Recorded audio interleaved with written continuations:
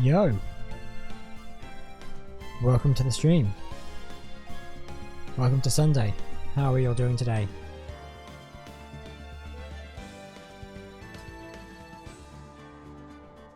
It's looking like a pretty nice day out there today, if I'm honest. Yeah, here we are. Gonna sit inside for the next 3 hours and play video games. Not gonna lie, wouldn't have it any other way. Sounds perfect to me. How are you all doing today? Welcome back to Phoenix Wright. So, last time on the stream, yesterday's stream, so if I can recap what happened. So we continued our investigation into the case against Lana Skye, the chief prosecutor, who has been accused of murdering Benny Goodman, the detective inspector who 2 years ago was involved in another murder case. However, there has been a twist. At the same day, at the same time, Benny Goodman was also found dead in the police evidence room. How is it possible that someone has died at two places at once? Well, gosh damn it, we're gonna try and find out. So, as we left at the end of the last stream, we are just about to go into the day 3 trial. There are going to be revelations. There are going to be things that I've forgotten. It's going to be a mess. Let's crack on with it.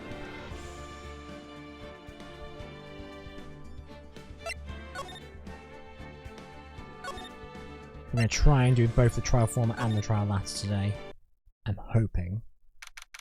Fingers crossed. February 24th, 9:41 AM, District Court, Defendant Lobby number 2. Good old Defendant Lobby number 2. So, what do you think, Mr. Wright? I think the prosecution is as confused as we are. After all, the victim was murdered in 2 different places at the same time. And a different suspect was arrested in each of the crime scenes. Lana! Good morning, Mr. Wright. I apologise for yesterday. I was indisposed. Hope they didn't hold you too long for questioning. We just finished, actually. I'm used to all-nighters, though. So how'd it go? It's as Mr. Wright suspects. The police are clueless. I figured as much, so I struck a plea bargain. A plea bargain? What do you mean by that? We agreed that if I told them the truth behind this simultaneous murder, go on, they wouldn't seek capital punishment. That's what I mean, Emma. But Lana, don't tell me you... Much to my regrets. I'm as much in the dark about this as they are. Miss Skye. We found trace evidence of a certain person in the police department's evidence room. They belong to Officer Jake Marshall. What kind of trace evidence? Bloodstained fingerprints, to be exact. That's the trump card I have up my sleeve today. You do understand what this means, don't you? In order to defend my sister, you're going to accuse Mr. Marshall? We have to play the cards we're dealt. Isn't that right, Miss Skye? Do what you have to do, Mr. Wright.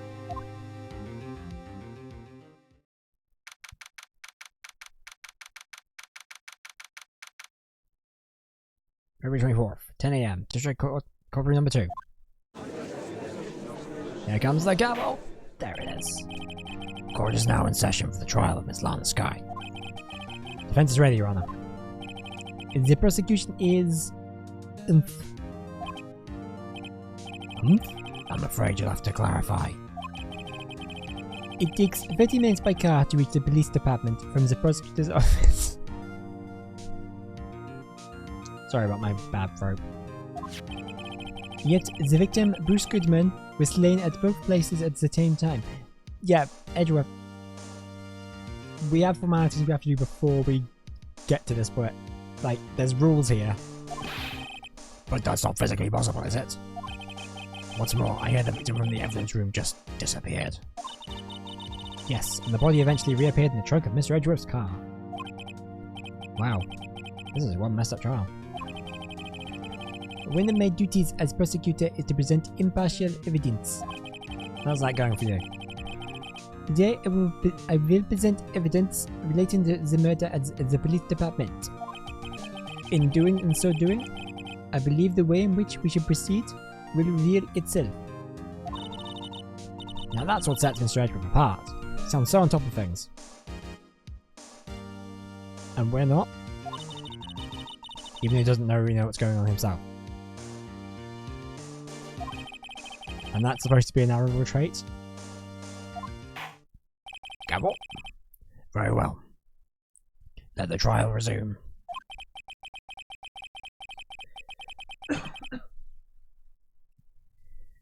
On the day of the crime, what exactly transpired at the police department? Mr. Edgeworth, you may call your first witness of the day to the stand. For its first witness, the prosecution calls the suspect of the murder that occurred at the police department. The suspect? You mean the so-called murderer? Oh boy. Things are getting wild from the get-go.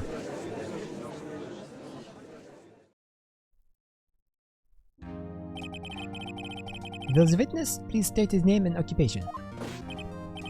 Yes, sir. I am Mr. Mike Meekin, sir. My occupation is, that would be a murderer, sir.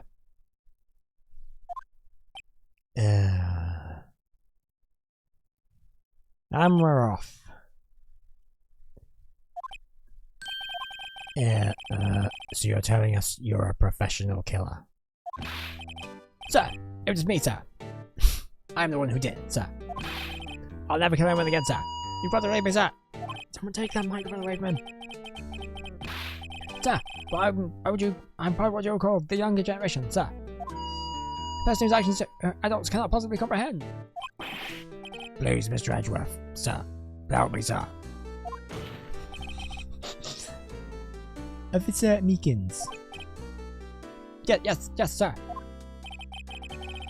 Give us your report on the crime. Consider that an order. Yes, sir. As you wish. After all, I am part of a generation that must be told what to do, sir. Can't fault him for a lack of enthusiasm. No, you can't, Emma. Definitely right. Although it was not my normal duty, I was assigned to guard the evidence room that day. I spotted a suspicious man on the security screen and rushed into the room. I was only doing what I was trained to do, sir. I was suddenly attacked. I fought for my life. Then I did it. After that, I passed out until another officer smacked me awake.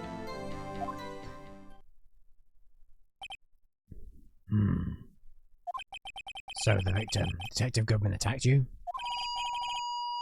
Do unto others before they do unto you? That's the Meekins family motto, sir. I see.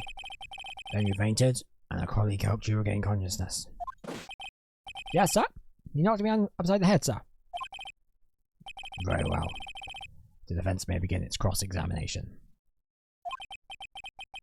What I need here is more info to work with. Right report, sir. When normal duty, I was assigned to guard the evidence room that day. Right. So why were you assigned to guard the evidence room that day? Mr. Meekins, you work in the General Affairs Department, do you not? Yes, sir. I am in charge of hiring new recruits, sir. Yikes. Now that's a scary thought. Evidence transfer was taking place on the day of the crime, which meant many officers were given special tasks not ordinarily performed. I was in charge of guiding the Blue Badger, sir. The Blue Badger? Yes, sir. The lovely police mascot created by the Chief of Detectives, sir.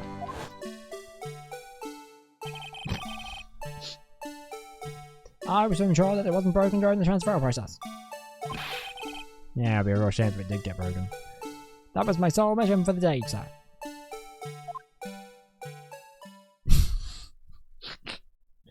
Sorry for the weird coffee and stuff. I'm like, really weirdly bad this happened. Don't know why. I see. Sounds like a very, important mission. After the water we finished that day, there were so many people running around that I relocated the Blue Badger to the evidence room. Oh, so that's why you went to the evidence room. Dillis, what did you see when you got there? I spotted the scissors found on the security screen, and I'm rushing to the room. Right, let's press him on this too. In order to enter the evidence room, you need an ID card, am I correct? Besides it, sir, I have one right here around my neck. So then, your ID number should be listed on here, right?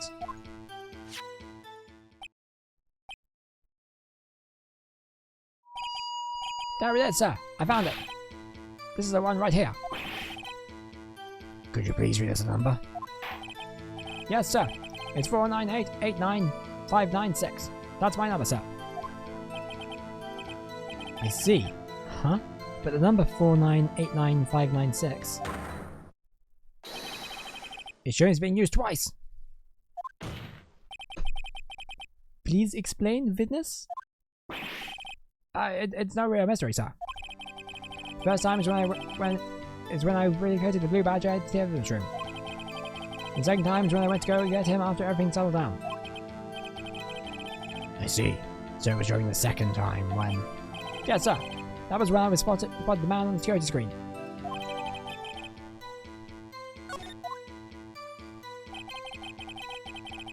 I was doing as I was trained to do, sir. I was suddenly attacked. So you were attacked. Can you please tell us exactly what happened to you? It was a knife, sir. A knife. Detective Goodman pulled a knife on you. What happened then?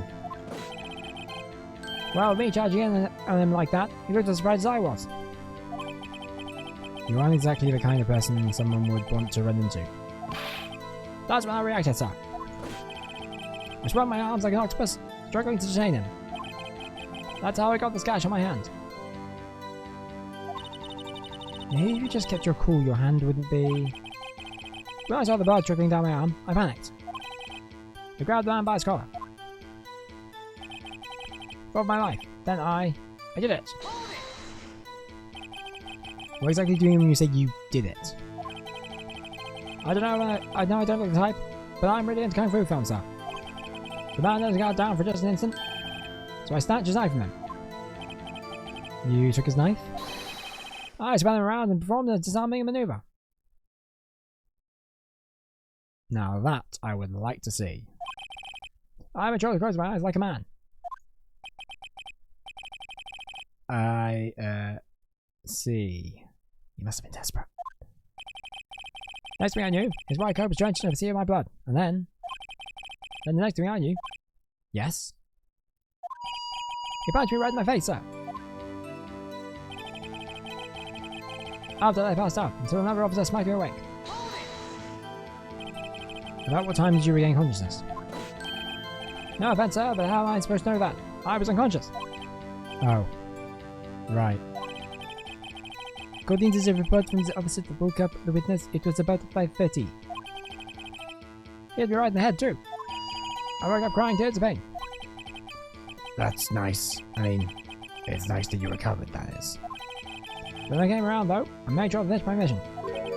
Your mission? Yes, sir. The Blue Badger, sir. I returned to the entrance before things got out of hand. Wow. Go rest easy now.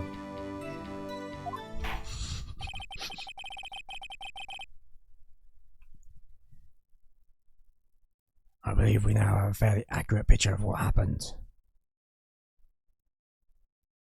My headphones have come off, so now my monitors are out. That's better. Yes, Your Honor, only one thing remains unclear. Was the man this officer murdered really the victim? He's got a point. Yes, Officer Meekins. With regard to that, sir. Take a look at this. It was sent to my jail cell. Chief got delivered to me just this morning, sir. The chief? Delivered it? What is that? A videotape? Yeah, sir. That's absolutely right, sir. A videotape, sir. I know DVDs now become standardized, and that VHS tapes aren't that. And I just made a very, very loud sneeze, but the point remains clear. It contains footage from the security camera in the evidence room. What? But I specifically asked if there was such a tape, and was told that it's been mistakenly erased. Ah, someone's played you for a chump, Edgeworth. Played you like a damn fiddle. That's quite a mistake. I do as I'm told, sir. So we got really good at that, sir. Looks like communication with the police department is as good as ever. Well then, let's have a look. Show us the video of you murdering the victim. I'll get the popcorn. Oh. Please stop using that word murder, sir. It scares me. A video of a real murder. Just what are we getting ourselves into?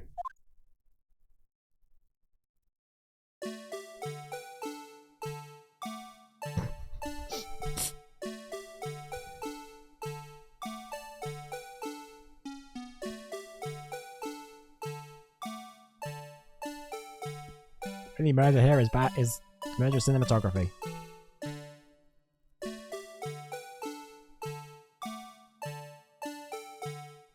Don't! Badger! This is not helpful!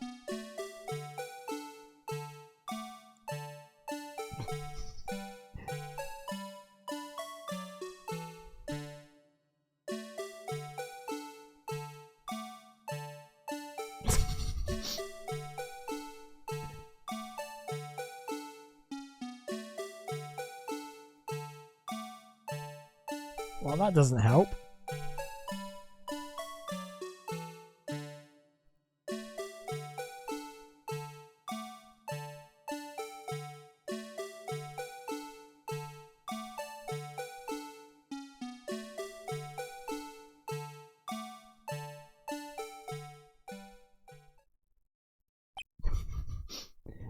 Yeah.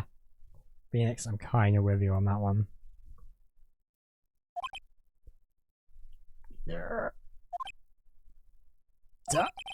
Well, I believe we're all thinking the same thing. How can we deal with these unsettling feelings stirring within us? What the hell was that wriggling piece of plywood? Sir, that is the pride and joy of the entire Criminal Affairs Department, sir. It's the Blue Badger, sir. Why am I not surprised this isn't going smoothly? Security video adds to the court record. Yes, well, anyway. This tape seems to prove that witness did indeed encounter, someone in the evidence room, and some sort of, activity did take place. Your Honor, instead of relying on clearly incomplete footage, the witness testimony will suffice. Is that alright with you, Officer Meekins? Yes, sir. As you wish, sir.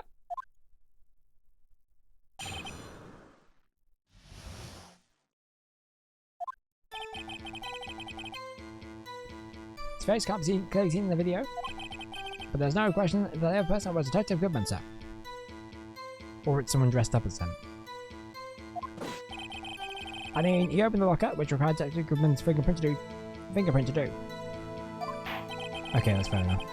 The locker he opened is unquestionably Detective Goodman's locker, sir. So it must be him. No one else could have unlocked it.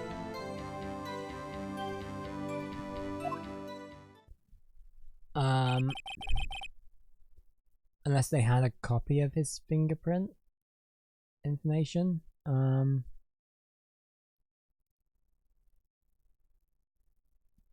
What's this about a fingerprint?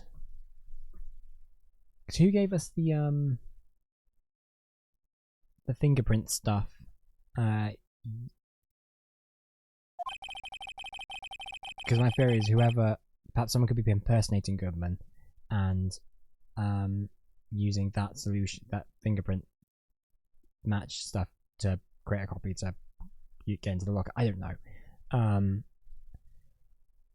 Each detective has been given a locker equipped with a fingerprint activated lock. These locks ensure that each locker can only be opened by the detective it belongs to.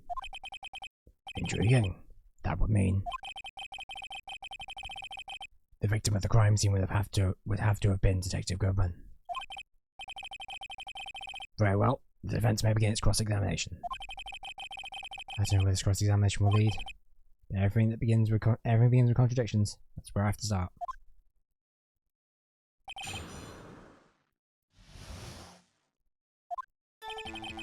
His face can't be clearly seen in the video. That's true. Tell me, were you able to get a good look at him? At the face of the man who attacked you with a knife? Sir, you must label people as having seen or not seen the man's face. I believe it would be classified as the latter. The latter? But you were standing right in front of him, were you not? More to the point, you are the person who fought him, aren't you? Oh, yes, sir, but I didn't get a clear look at his face, sir. I'm not the kind of guy who looks directly at people when talking with them, you see? Yeah, that's a good trait for a police officer. Still, I'm sure it was him. I bet my badge on it. There's no question that a person was Detective Goodman, sir. But you don't know that for sure, do you?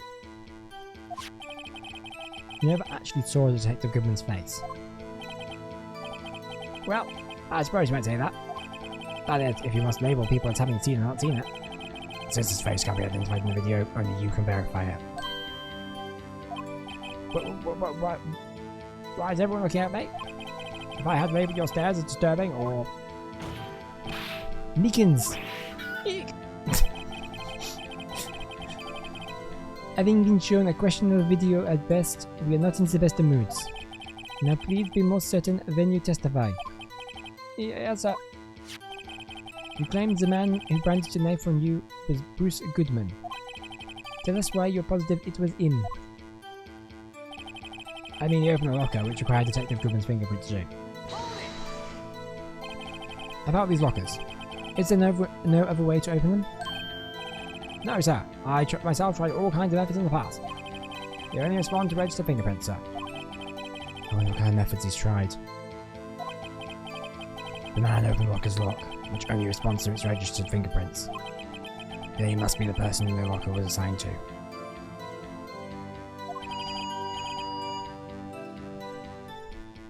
Exactly my point, sir. And this too. Locker reopens on question with Detective Goodman's locker, sir. So it must be him. No one else could have unlocked it. However, the most important detail is not shown in this video. The man's face. So, sir, if I may say something, sir. Please do. After all, you are the one being examined. I don't understand why the man's face is so important in this case, sir.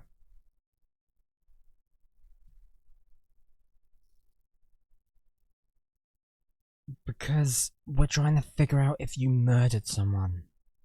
And we need to know who that person is. You idiot. I mean, it was his hand that opened the fingerprint lock. And it's his hand that tried to thrust his knife into my body, sir. My own settled sake can testify enough to this, sir. Yes, you have a point.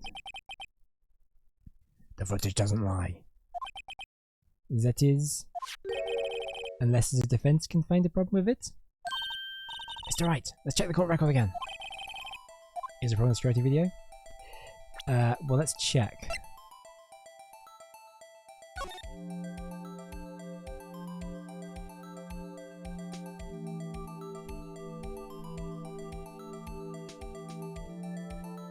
Because there's gonna there's...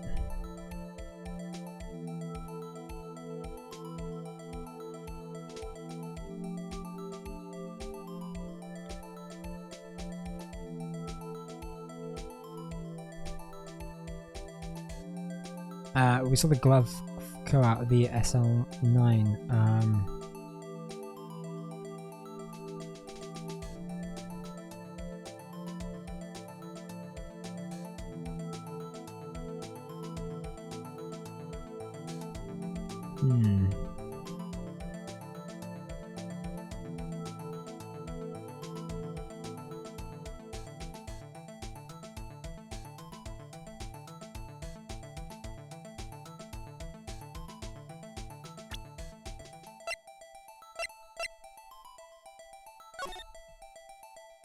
Well, that's helpful.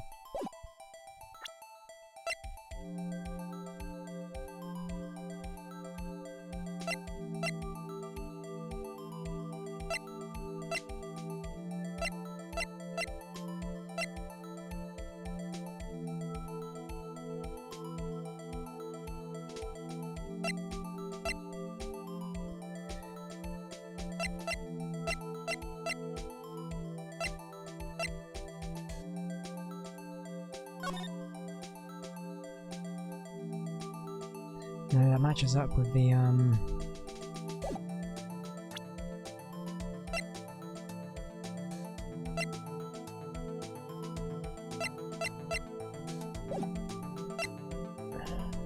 gonna say there's a problem, even though I'm not 100% sure what it is.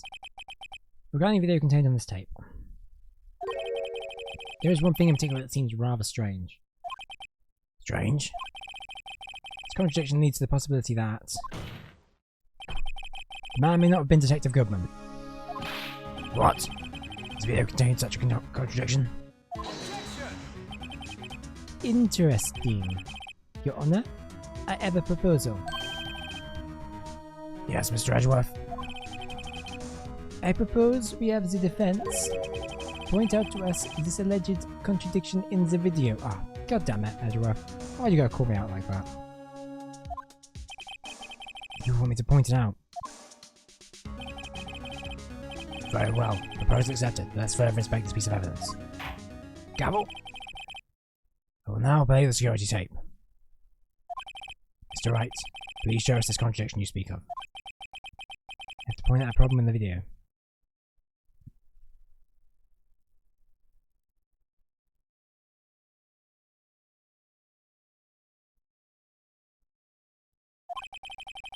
This is the first time I've had to do that.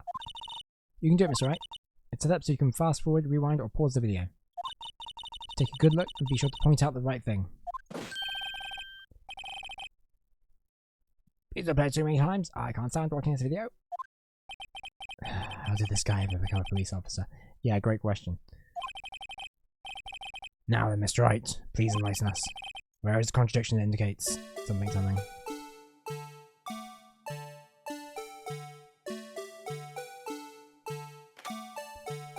Okay.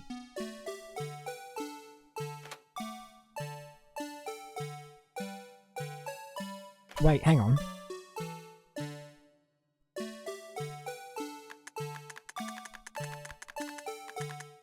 The doors, the thing's already unlocked.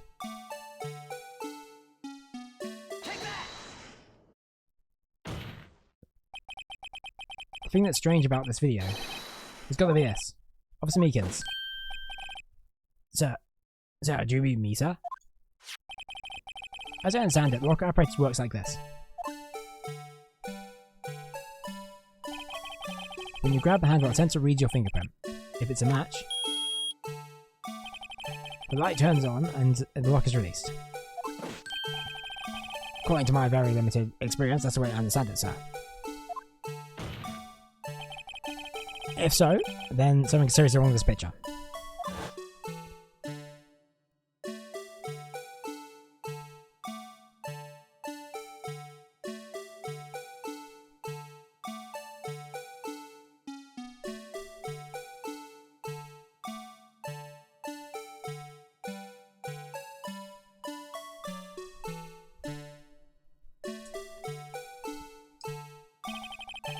When the victim reaches for the handle to open the locker, let's rewind a little earlier.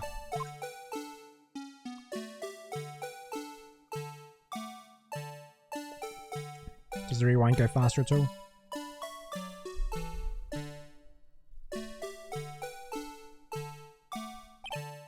Here. Notice the light. What's this? It's already lit. Precisely my point, Your Honor. The locker was already open before the victim grabbed the handle. Run!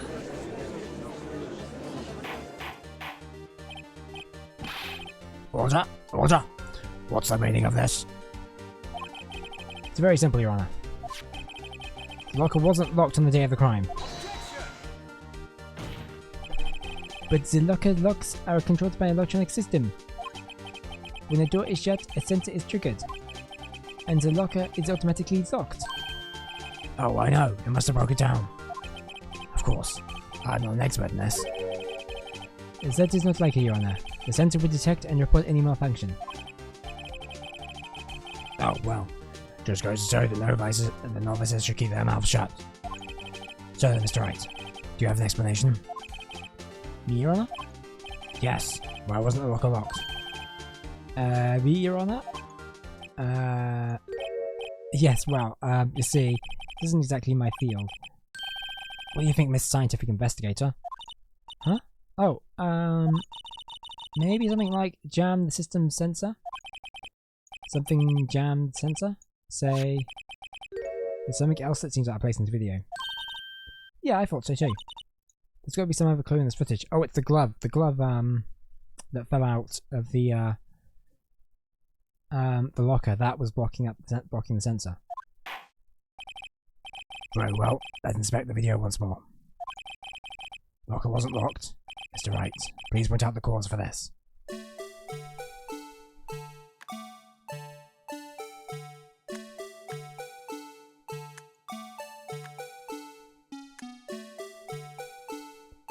Well done. That there. That's it.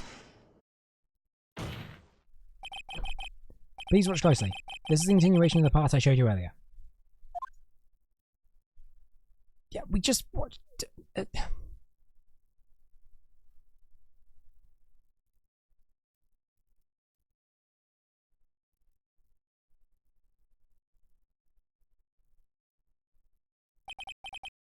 What's this?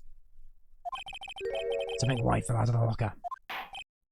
But sir, it has been my experience that things fall out when doors are opened. I often fall out and roll a great distances when I open my car door, sir. We can't be sure the item was completely inside the locker to begin with. What do you mean? Since triggers the lock when the door is shut.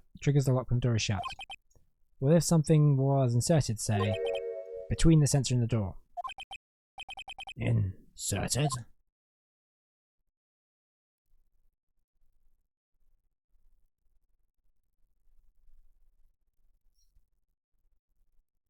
Yep, sometime today, please.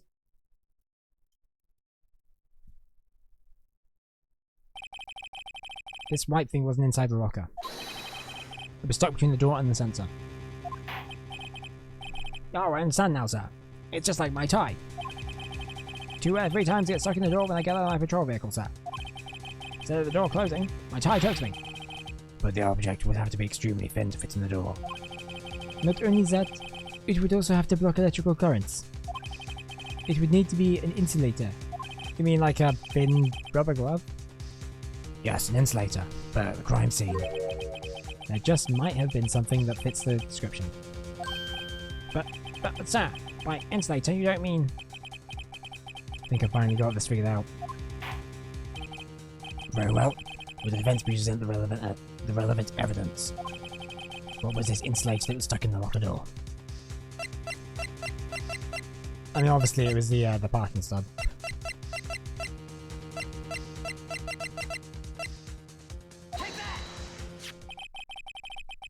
I found this near the locker. A thin rubber glove. But we can't be sure that was in the victim's locker. Did you watch the same video I just watched, Judge? Because very clearly a glove fell out of her. It has a tag that says SR9 incident. The video seems to depict the victim opening the locker, but that isn't the case. The lit lamp attests to this.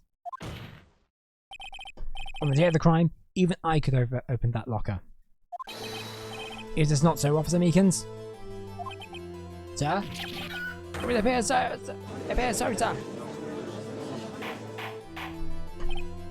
Order. So we believe then that the victim, whom this witness stabbed in the evidence room, was not Detective Goodman. Do not be misled, Your Honor. What do you mean, Mr. Edgeworth? The defense has merely demonstrated that possibility, and nothing more. Yeah, but that's probably right? The victim in the video was indeed Bruce Goodman. The prosecution will offer one more testimony to prove this. What? Officer Meekins, please testify about this.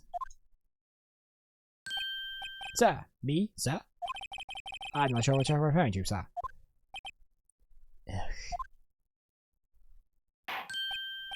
Oh, you mean that, sir? Oh, of course, sir. Is this a joke? Very well. Begin your testimony.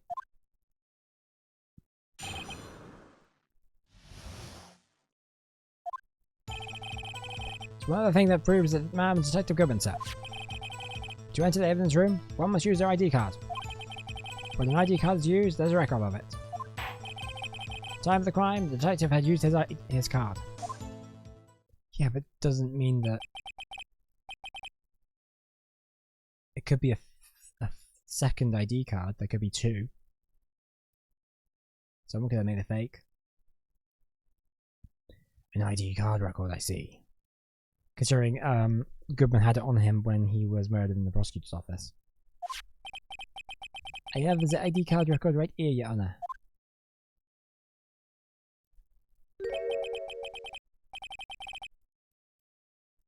The ID used at 4:15 was that of the victim. Just before the crime. Yes, without a doubt, this is the victim's ID.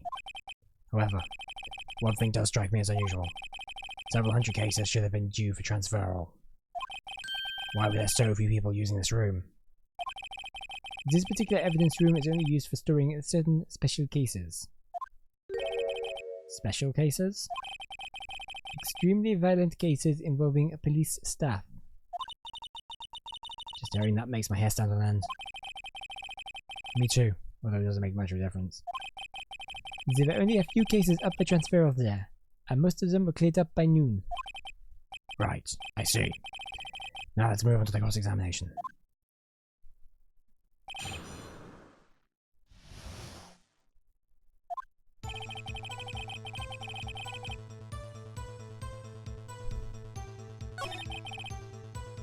Okay, I'm going to press them on that, just to be...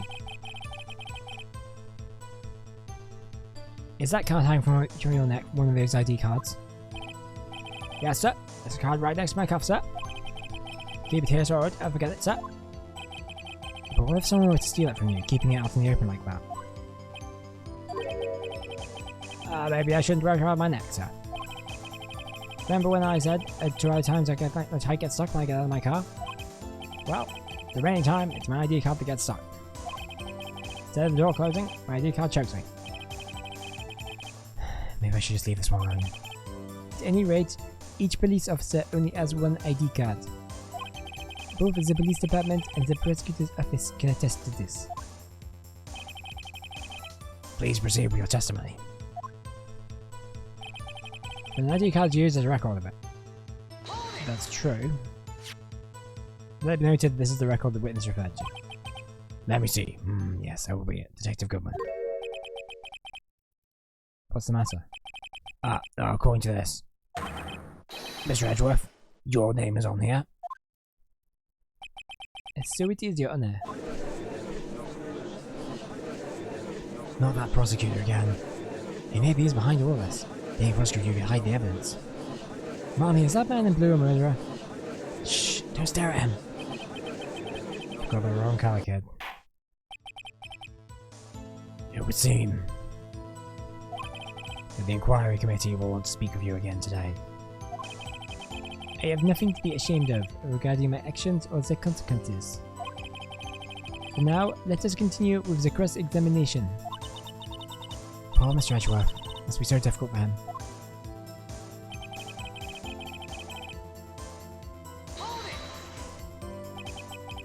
Earlier I believe you testified that when you asked the man to show his ID card, he pulled a knife on you. Yes, sir. He didn't show me his any ID card, sir. Don't you think that's odd? And if he had his ID card, all he had to do was show it to you. There wouldn't be any reason to draw a knife. Maybe I just panicked. Everything stems from contradictions. Let's point them out. Mr. Wright, what do you think? Confused. What? The problem with this ID card testimony is far too obvious. It's not like Edgeworth to miss something like this.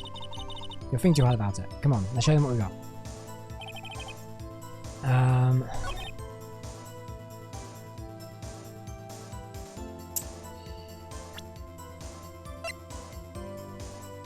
I want to check his ID card.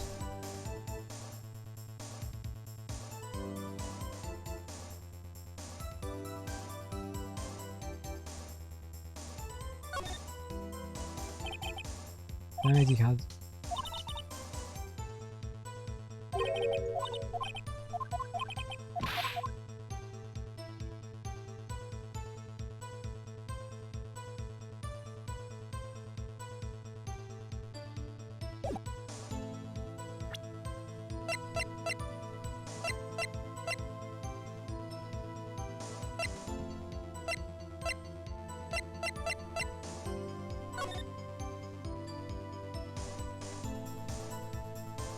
Okay, so...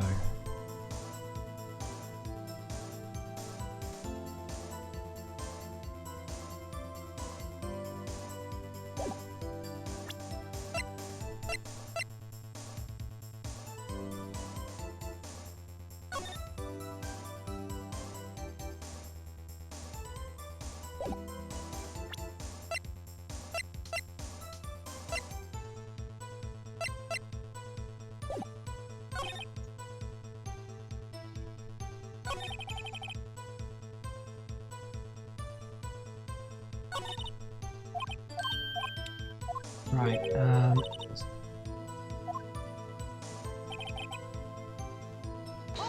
you pressed on that either, so I'm gonna press on that. And like your testimony earlier, you believe this to be rock solid, do you?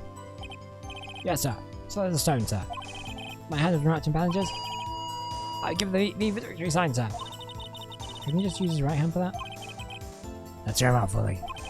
As we've seen, one never knows what he might say in the very last seconds.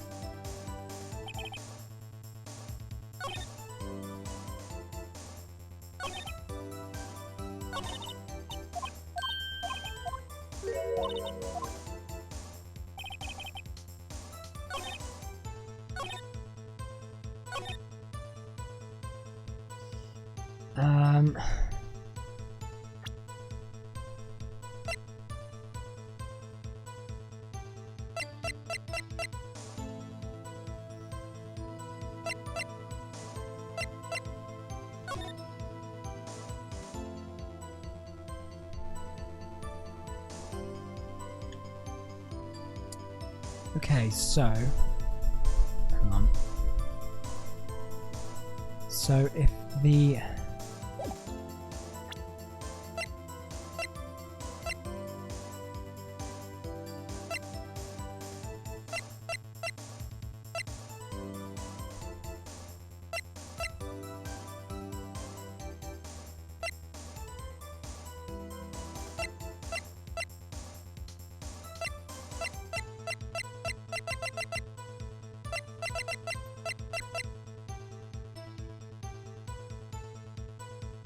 I'm going to present this as a contradiction, even though I'm not sure if it's going to work. Because it would have been on the prosecutor's office. Would have been in the prosecutor's office at that same time. Wait a minute, Mr. Officer Meekins. I'm not good at waiting, sir. I have the victim's ID card right here. I found it at the crime scene. That makes sense. When I say crime scene, I'm not referring to the evidence room at the police department. I mean the other crime scene. The underground parking lot at the prosecutor's office. Your Honour, I have one more piece of evidence to present. It's a very important clue regarding the victim's ID card. Lost item report. Certainly have completed. But it shows that Detective Goodman had lost something on the day of the crime. Something important enough to fill out this report. Let me guess. You believe this something to be his ID card, right? can't say for sure, but there is a high probability. On the day of the crime, Detective Goodman was not carrying his card.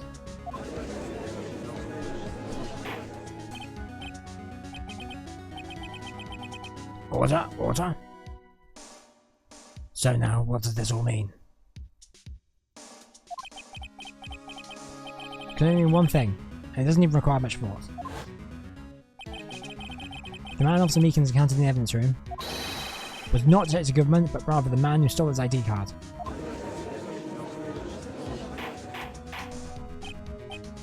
Order, order, order, order. Does the prosecution have a response? I have only one thing to say to the defense. Bravo, Mr. Wright. Bravo. Bravo? Allow me to summarize the defense's argument. At 5:15 p.m. on the day of the crime, the man in the evidence room Officer Meekins encountered was not Detective Goodman. There are two grounds to support this. First, the locker in the evidence room is already unlocked. Second, the victim lost his ID card. Am I correct so far, Mr. Wright? Yes. What's he up to? That being the case, we must inevitably arrive at a single conclusion. If the victim in the video is a fake, then the murder in the evidence room is also a fake. In other words, the security camera does not show the instant of the murder. That is... Well, I guess that's right. Is something wrong, Mr. Wright? Only moments ago you seemed content into pointing your finger around. Well, I too can point my finger around. My very, very big finger. This isn't going to end well. Tisk tisk. Well.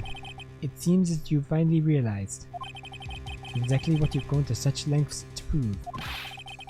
Explain yourself, Mr. Edgeworth. The defense has already done the explaining for me. The victim in this video is a fake, which means a murder did not take place. Okay. Interesting. At the police department at 5:15 on the day of the crime. So the real crime could only take place in one location, the underground parking lot. At the prosecutor's office, the murderer being Miss Landa Sky, the defendant. The evidence is compelling. A trustworthy witness? Observe the moment the defendant used the murder weapon. Ah!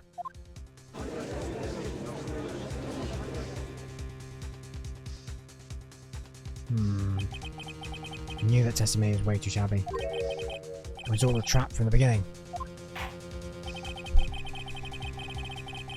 The activity in the evidence room still leaves many questions unanswered. Who exactly is the victim Mr. Officer Meekins encountered? I bet it's Marshall. I'm just going to go ahead and say it's Officer Marshall. I don't really have much evidence of that, but I've got a feeling. And where did this person disappear to? However, this trial's purpose is to examine only the murder of Detective Goodman. Just so you're on air. Mr. Wright, you have to do something or else Lana... What do I do? How am I supposed to get myself out of this mess? Object! Objection! One moment, Your Honor. What now, Mr. Wright? And don't tell me you're objecting to what you just proven. Of course not. But I almost walked right into the prosecution's trap. What are you talking about? This cross-examination has proven one thing and one thing only. Security video did not show the actual murder.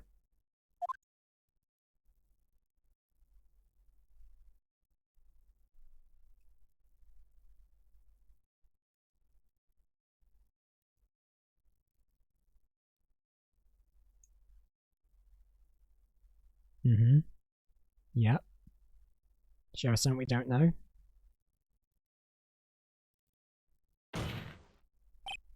However, It cannot be said that it's unrelated to the murder in the parking lot.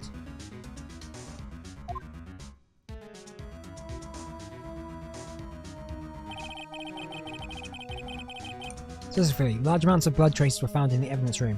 Wasn't Marshall's fingerprints found in there as well? Defense demands further examination into the truth of the matter. Mr. Edgeworth. Yes, Your Honour? If this court were to examine this further, other witnesses will be necessary. Is the prosecution prepared? I'm sorry, Your Honour. The prosecution considered the incident of the police department to be unrelated. We have not prepared any other witnesses for this incident. This just might be my chance. Time to call a certain Texas Ranger to the stand. Yeehaw! Mr. Wright, do you mean? Your Honour? The defense would like to request a specific witness. Oh, who do you have in mind? Someone we have reason to believe knows the truth. The truth behind the activities that took place in the evidence room. The prosecution requested this person's name before deciding whether or not to comply. Very well, Mr. Wright. This person whom you would have testify. What is his or her name?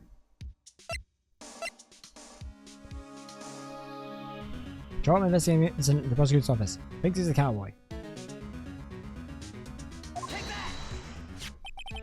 Officer Jake Marshall. Why him? I can't able to know everything just yet. He's in charge of the evidence room. I feel we should hear what he has to say. Prosecution agrees to the defense's request. Since he was responsible for guarding the room, we should hear his testimony. Fortunately, he works in the police department, and we shouldn't need longer than 20 minutes to prepare. Gavel. Very well. The court will take a 30-minute recess while the witnesses are subpoenaed. Will the prosecution please prepare the witness during this time? We will, Your Honour. Court is now in recess. I'm going to go get me a sandwich. Judge out!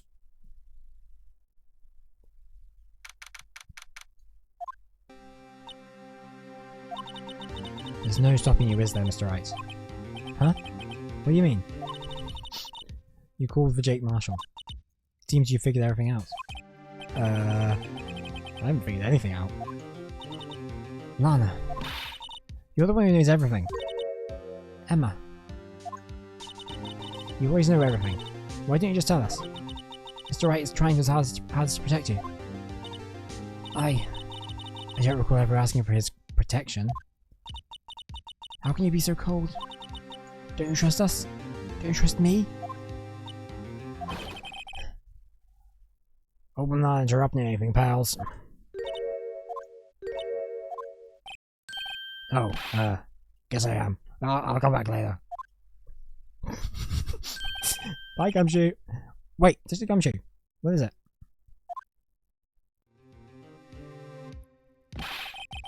You've got a lot of nerve, pal. Making a detective run around while on duty. And to top it off, you call me here? I've seen happier people at funerals. Sorry, detective. Yeah, you better be, pal. Hey. I didn't see you there, Professor Chief Prosecutor Sky. That's okay. So, have you brought what I asked? Oh. You mean this, right? My apologies, Detective. Due to my present circumstances, I was forced to use Mr. Wright's name when making my request.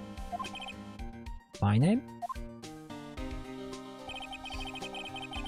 Never in a million years would I have thought it was you who asked me.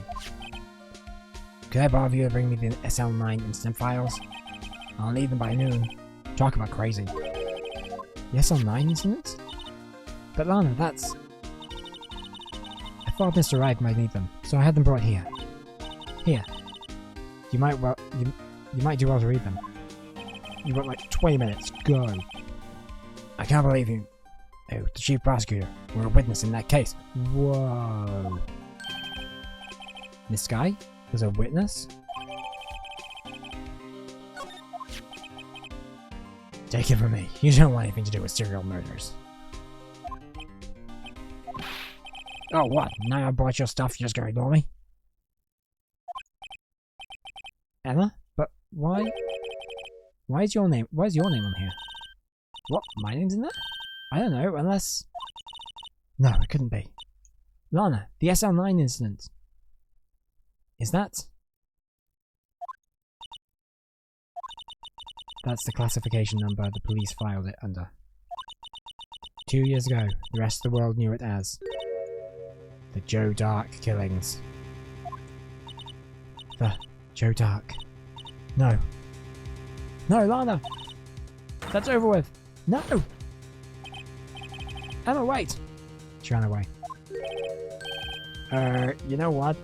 I just remembered. I gotta be somewhere. Sorry, pal. I'm out of here. Jake Marshall, Angel Star, Damon Grant, Miles Edgeworth. What a rogues gallery that is. Not to mention Lana and Emma. Everyone involved in this case is connected to those killings 2 years ago. What are the odds, right? This can't be just a coincidence.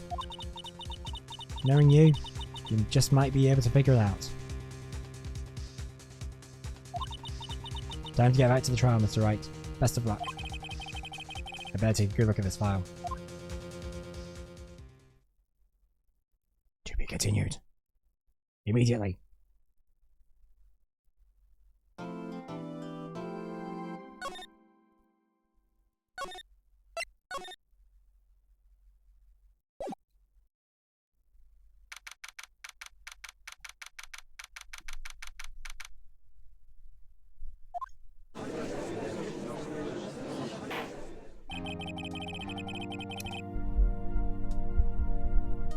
The court will now reconvene for the trial of Miss Lana Skye. Emma didn't come back. Allow me to call the next witness to the stand. The officer in charge of guarding the evidence room on the day of the crime.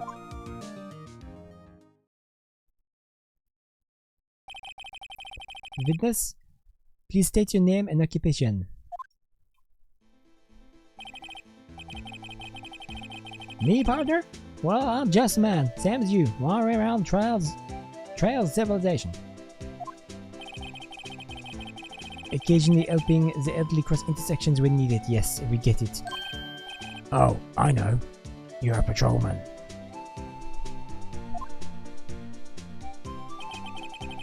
As my name, you're listening hard enough, you can hear the howling wind calling out. To be exact, it is Jake Marshall, Your Honor. Howling wind? Never heard Edgeworth described that way before. Now, Mr. Marshall, let me ask you something. You were in charge of guarding the evidence room on the day the crime took place. Is this correct? Cons of the papers, partner. What do you mean? Spry the soul is boundless of the desert's hands. No paper can sum it up. Maybe it's best we get on with this quickly. I've got a feeling you're going to be a real pain. Please show us your testimony of the day of the crime. And by God, make it brief. In plain old English.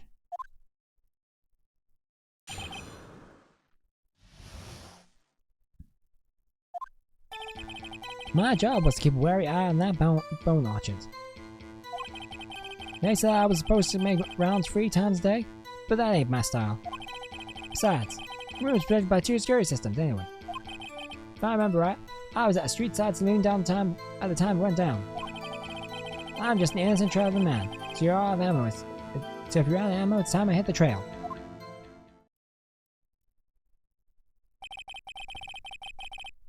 I can't say that I particularly care for your attitude. I can't say I particularly care for your beard, but you don't see me complaining. Shots fired. Wait a minute. What do you mean by 2 security systems? I mean the security system cameras and the ID card reader. I reckon even a cowpoke like you knows about those. Yes, well, what about the fingerprint activated locks on the evidence lockers? Incorporate and activate locks? What kind of newfangled doohickeys are those? He's not being very helpful. He's not that good with machines. Or with following orders. Everyone's got their weaknesses. Now look there, Mr. Prosecutor. This one seems like trouble. Okay, Mr. Wright, it's all yours.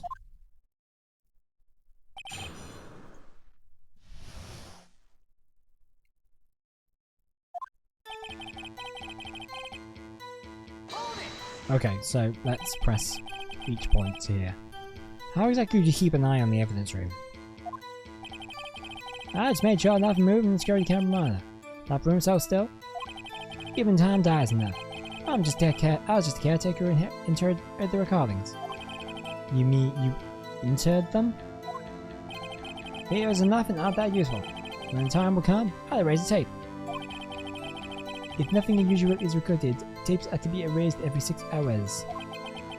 Each time I erase tape, I felt like I was erasing a part of my life. This guy's a fair bit erratic. That isn't going to do him any good. So, in actuality, you don't physically enter the evidence room.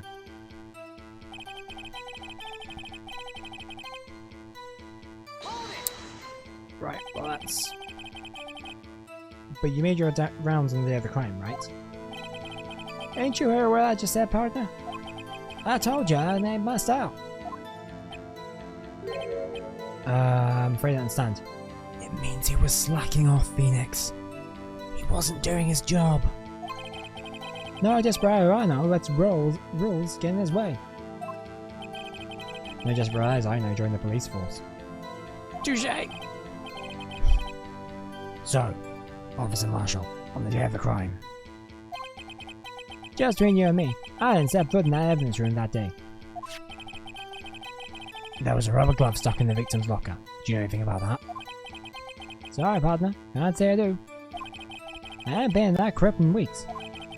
What's this guy afraid of being fired?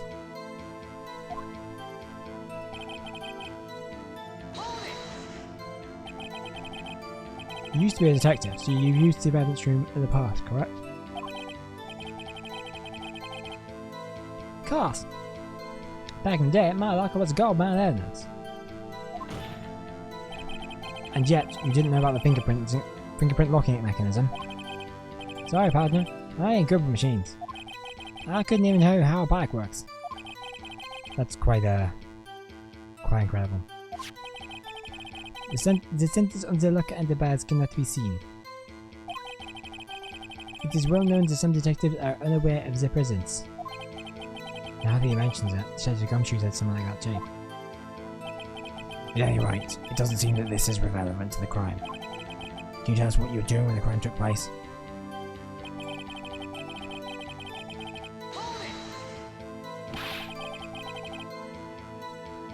What were you doing in a place like that?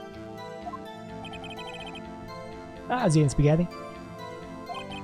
Not even Angel steak lunches can beat the parlor as Vongol's sepia pasta. Do you mean to tell us you abandoned your police duties to eat some noodles? No, Desperado eat tacos, partner. That's not what I meant. I hope this is at least taught you a lesson. I'm gonna go ahead and say no. That's strange. Let's choose what address says. Did you not want to raise this here?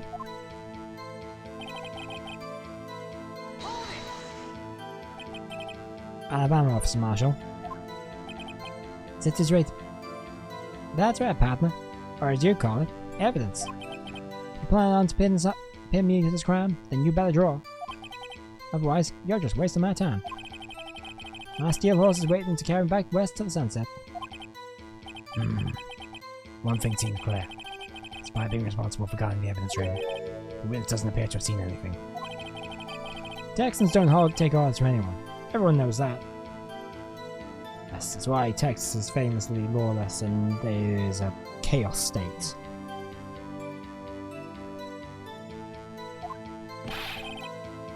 Apparently superiors don't. Okay, I have trump card in my sleeve, so I best keep it in the corner. clues that are better at the ante.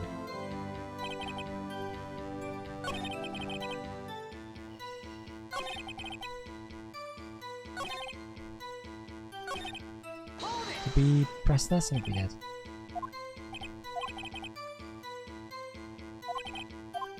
Yeah, we did. Okay, cool.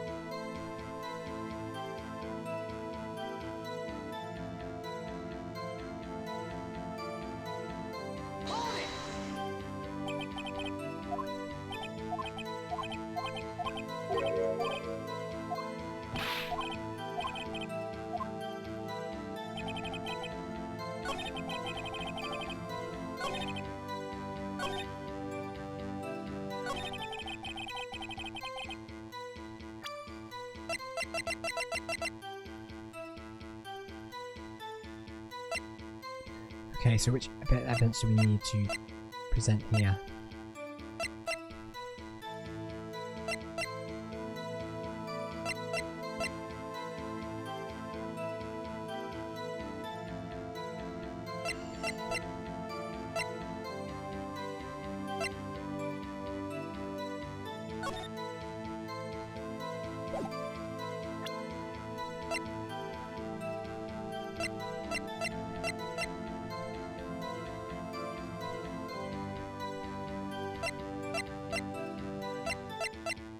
I think it might actually be this, right?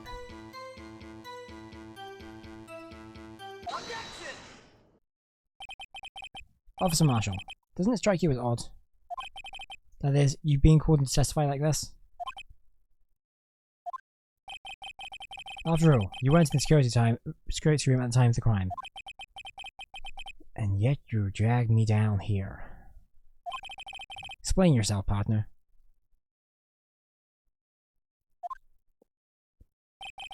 It's quite simple. You left a large trail behind at the scene. Or to be exact, a handprint. This is a real good partner. Like I said, I'm the caretaker of that crypt. I pay my respects, that is, pick me around about once a month. It's only natural my fingerprints will be in the air. I only wish it were, officer.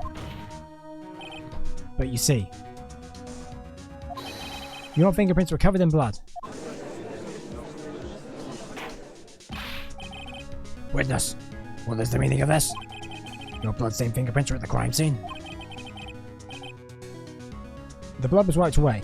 However, the luminal test clearly revealed this. Well, Officer Marshall?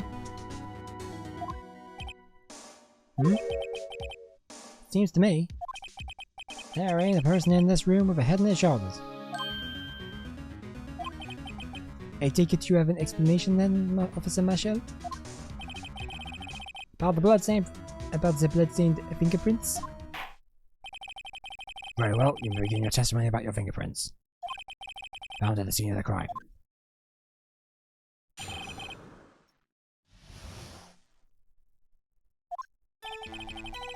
Like I said, it's only natural for my fingerprints to be in the evidence room.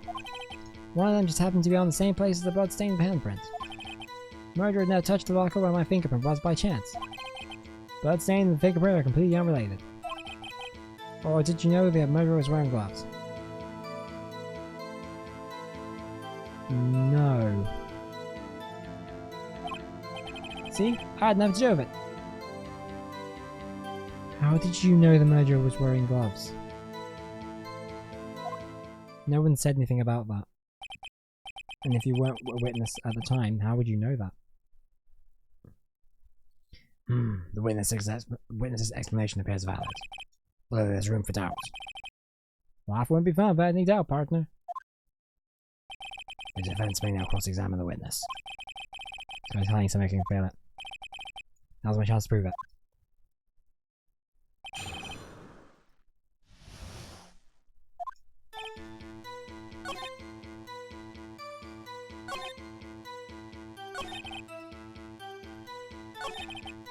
Right, how do you know that for a start?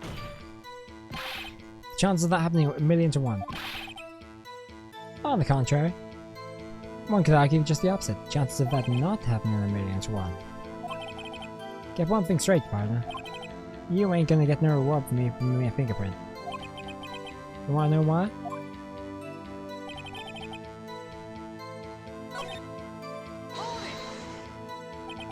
How'd you know that? I may be a loner, but I still do my job. I keep up on the reports. There was a blood stain at the scene, although thought to be left by the murderer. That's right. It's found on Detective Gumshoe's locker. However, no fingerprints were detected on that handprint. Oh yeah, I think we tried that too. Does that would mean the murderer wearing gloves happened to place their hand on top of Officer Marshall's fingerprints?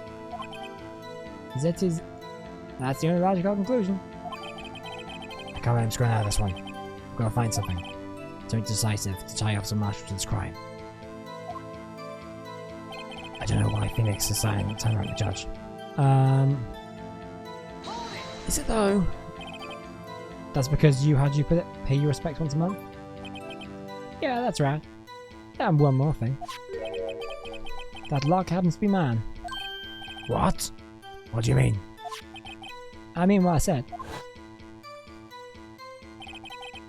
That's the locker I used when I was a detective. The locker I still use. Is that not Gumshoe's locker though? It's all there is. All that's in there now is a heap of broken dreams. You see, strange if my prints weren't all over the locker. Apparently his fingerprint data was never removed from that locker's programming. Must have been using the fingerprint lock all this time without ever knowing it. I think you're giving him too much credit, Phoenix. You're starting to get the picture, partner? The picture? This the old blood in the desert. Just food for the buzzards. There's only one reality, and that's this. Security tape. As long as my trail isn't in there, you can't say otherwise. This isn't getting us anywhere, Mr. Wright. Please consider carefully where you're going with this cross-examination. Yes, Your Honor. Now then, continue your testimony, Officer Marshall. Too rare weren't me in that video, right, partner? How do we know it wasn't? What do you mean by that? You want me to tie... You want to tie me to this tram? Isn't that right, partner? So, that video is the only direct evidence you have. But that video is next to useless. It's full of blind spots. Blind spots? Places you can't see. And here we go, watching it again. Camera's panning back and forth. The follower isn't shown. Someone was familiar with the camera's position. They could leave the room without being caught on tape. We don't have time for your speculations, Mr. Wright. Well, Mr. Wright, if you can show us the evidence in this video that indicates Officer Marshall was present, please do so now. Okay. Very well. Allow me to point out your mistake, Officer Marshall. Tread carefully, Mr. Wright, or you might wind up being the one making the mistake. Come on! Now then, let's have a look at the video. Joyce is going to need some bit of evidence.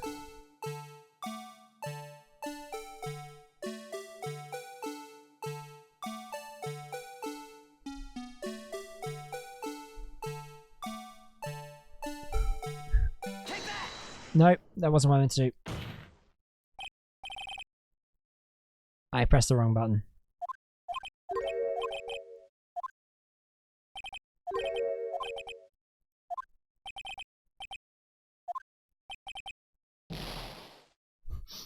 Great, now Red River's defending me. That means I missed the mark. Sorry, I didn't want to read that whole accent.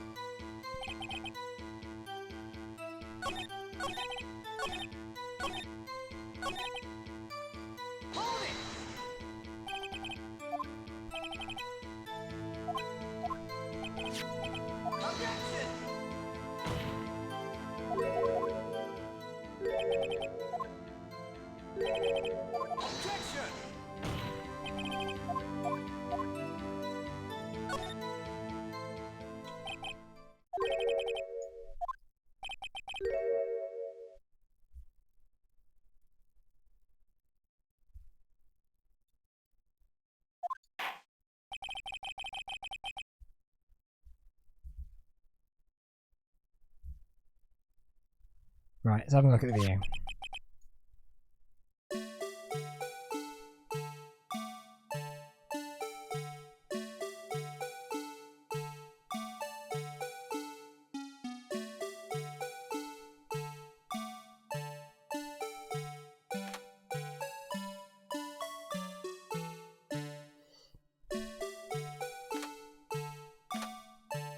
Wait, he's not wearing gloves, right?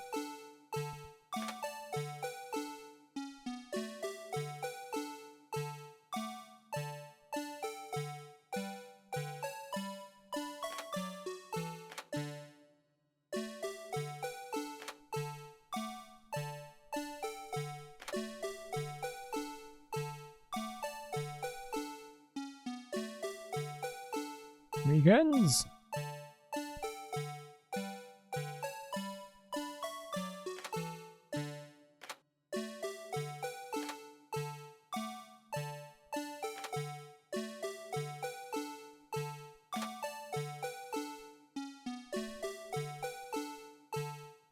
Yeah, I don't think he is wearing gloves.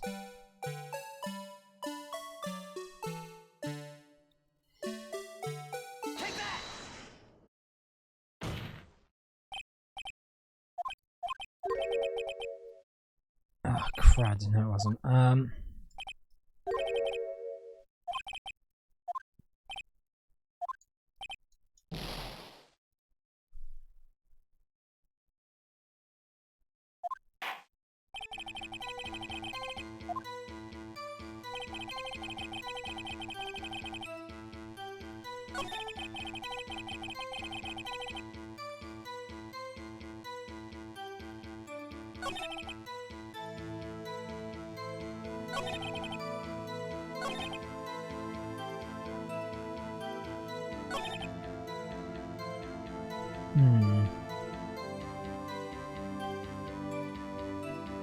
gonna...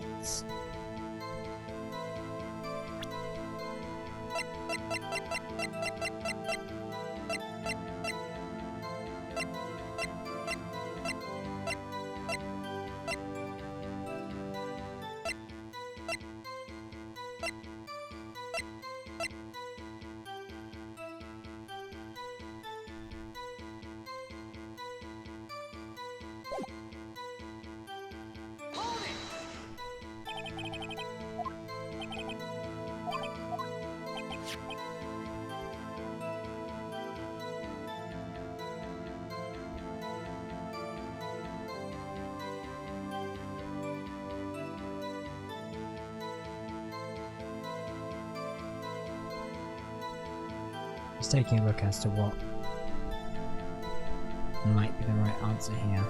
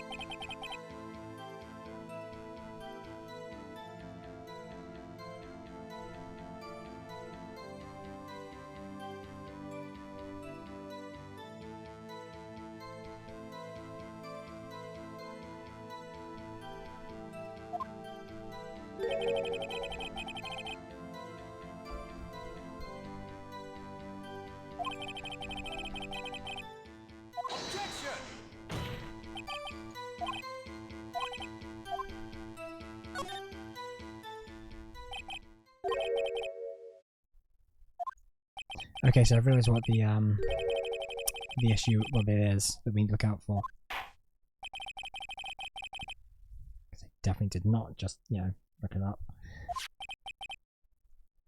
So if you notice, Marshall's locker here, when we visited it, there was a, just pause this in a moment. There was a thing sticking out the bottom, which isn't here right now.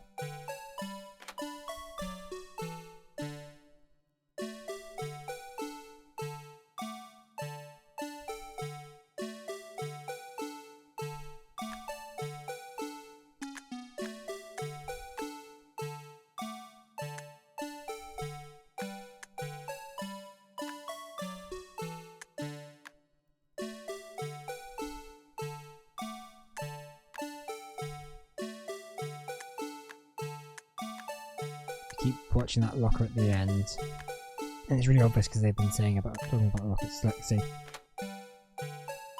Now there's nothing there. No, there's something there.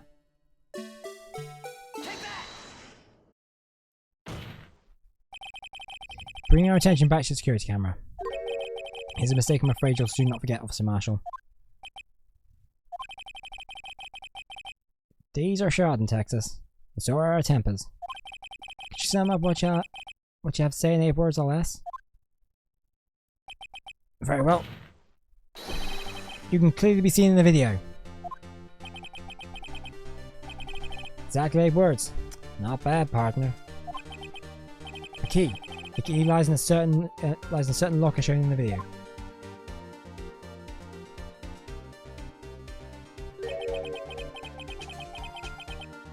That locker with the white cloth sticking out. That was the witnesses, I believe. Now then, let's rewind the video a bit.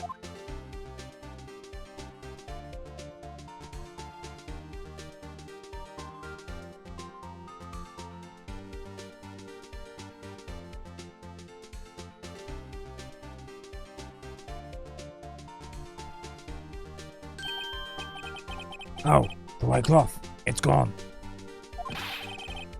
What's the meaning of this, Officer Marshall? When the crime took place, the white cloth wasn't there. Then, it suddenly appeared. There is only one explanation. Officer Marshall, you were in the evidence room at the time of the crime. What's more, you opened your locker when the camera was turned away. Order, order! It would seem the only... Hold your horses! Sorry, partner, but you got the wrong man. So what if my locker was opened? That doesn't mean I'm the one who opened it. Well... kinda does because of the whole fingerprint thing. The murderer needed to hide something, so he opened the locker and stuck it in. It's not my fault he happened to choose mine.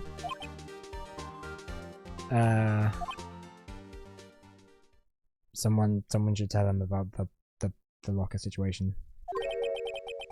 Why is everyone staring at me like I'm a wanted man? This guy isn't just playing dumb. He really doesn't know.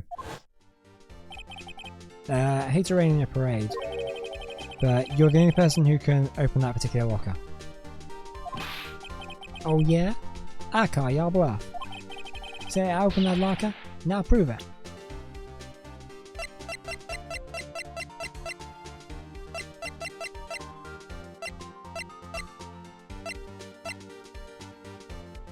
It'll be that, right?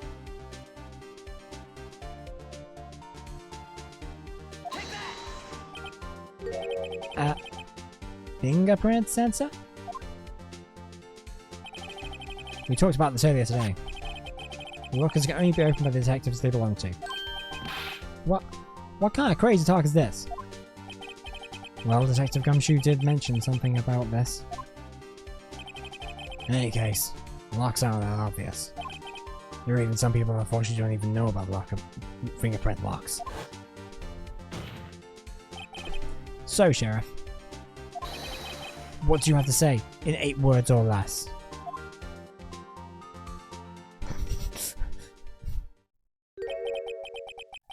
I only got one word for you, partner. No!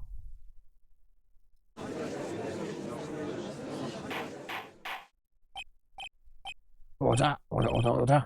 Witness, explain yourself.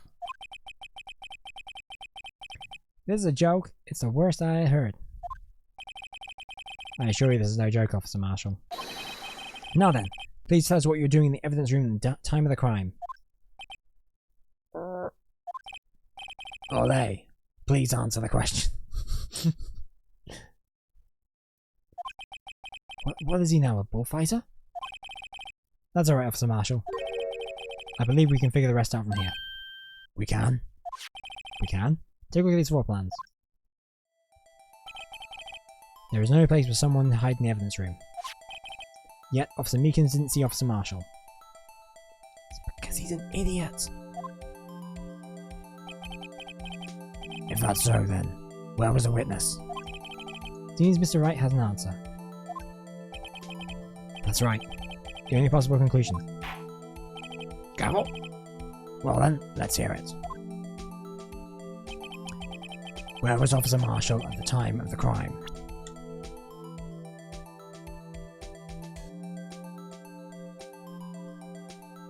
There.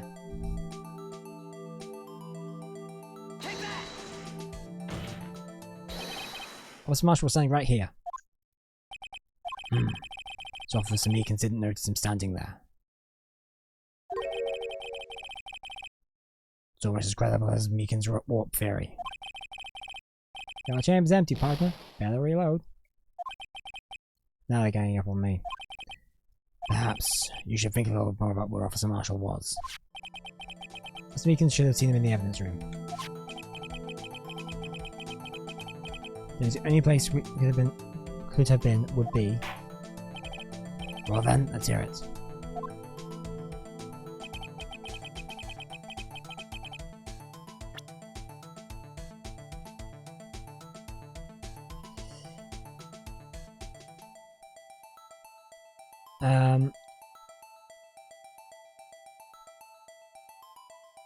Here, because that's where there was.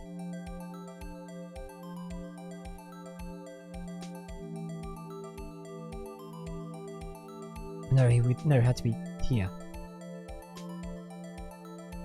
Same place Meekins wouldn't have seen him. And he could have been out of the way of the camera. But at the same time,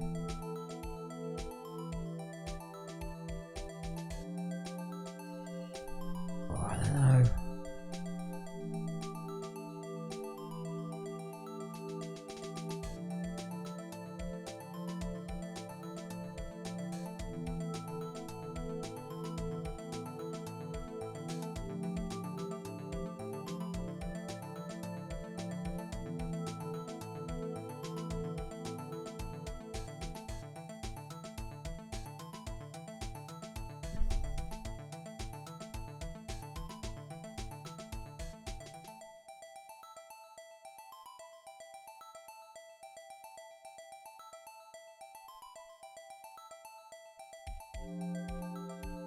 It could be there, because, like, that's the only place Meekins wouldn't have seen him when he walks in. I'm gonna go with that. I think that might be right. This Marshall was standing right here. There, but that's where the victim, Detective Goodman, was. Correct. Unless the man wasn't Detective Goodman. I believe the victim in the video is Officer Marshall. It was you, dressed up as Detective Goodman. I mean, we did call it like half an hour ago, but...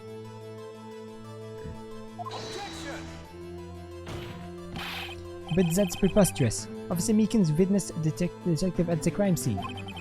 Once he saw the man's face, he'd know for sure. May I point out that Officer Meekins did not know Detective Goodman.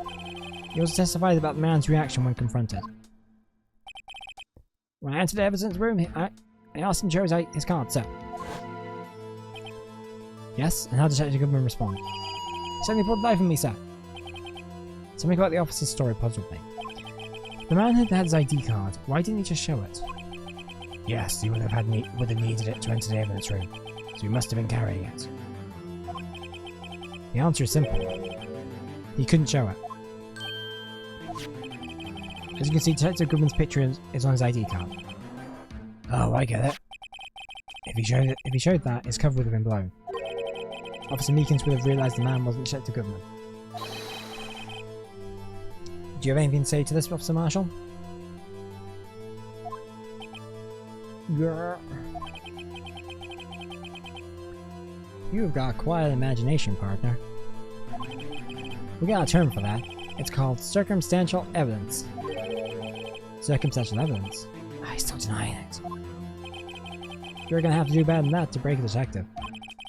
Unless you have hard evidence proving I dressed up as the victim. I guess I kinda don't. I can't say I particularly care for your uncooperative disposition. I can't say that I care for your being. Right? You don't see me complaining. Well, Mr. Wright, do you have any evidence proving beyond the shadow of a doubt? Officer Marshall dressed up as the victim. Well, I'm not getting out of anything like that. I can see the fear in your eyes, partner. Seems like you're the one who couldn't take the desert heat. Act! This can't be happening. So obviously he's the one, what can I do?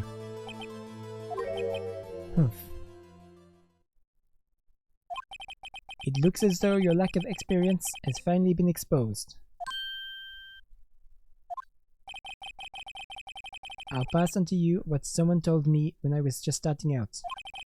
When you run into a wall with no place to go, return to the basics. The basics? For me, that would have been what Mia used to tell me. Phoenix, try thinking outside the box. I shouldn't look for proof that Officer Marshall was in disguise. But rather I should look for evidence that came about because he was in disguise. Why do you think this locker was opened in the first place? What do you mean? There's no reason for Officer Marshall to open his locker at the time of the crime. Yet he did, despite the chance it might have been discovered later as it has been. Which means they didn't originally plan to open his locker. According to the defense's argument,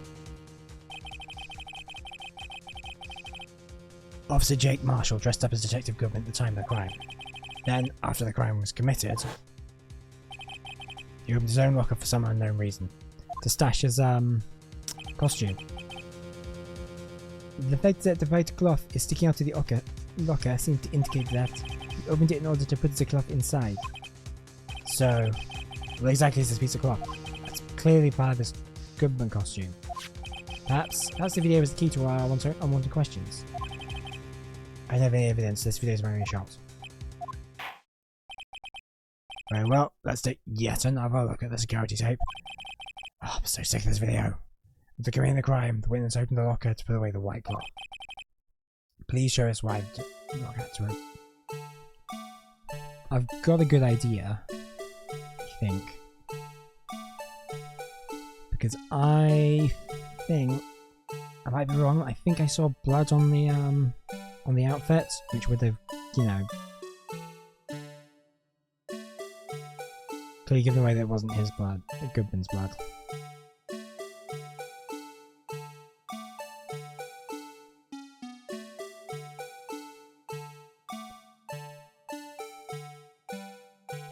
Hello, Meekins! Anyway.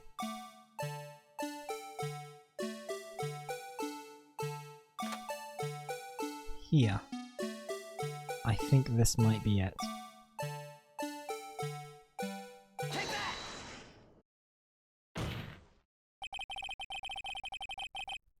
For some reason you disguised yourself as Detective Goodman.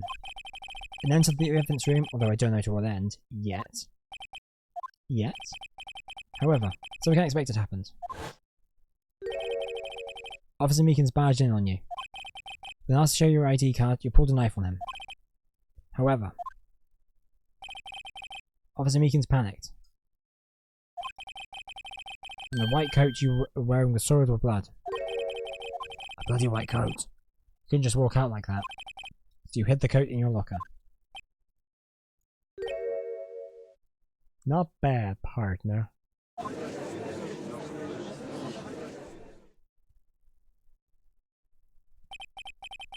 Now then, Officer Marshall. Are you ready to tell us the truth? The whole truth, nothing but the truth. Looks like I underestimated y'all. I hope you're happy now, Mr. Edgeworth.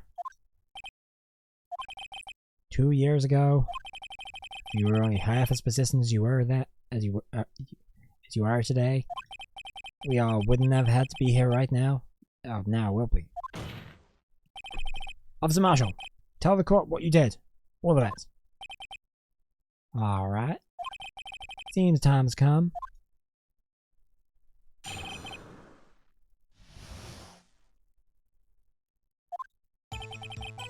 I had to do it that day. I just couldn't stand by and let it die. I stole the detective's ID and dressed like him. I planned to take out the evidence. I wasn't expecting Officer Meekins. I knocked him out. I managed to escape. I knew which areas wouldn't be caught up on camera. There wasn't any murder in the evidence room at 5:15. So the supposed victim was really you. But there's one thing I still don't understand. Traces of a large quantity of blood were found on the floor of the evidence room. If no one was murdered, then how could that be? Officer Meekins managed to cut his own hand. My guess is that he's the donor. Oh, it's way too much blood for such a small donation.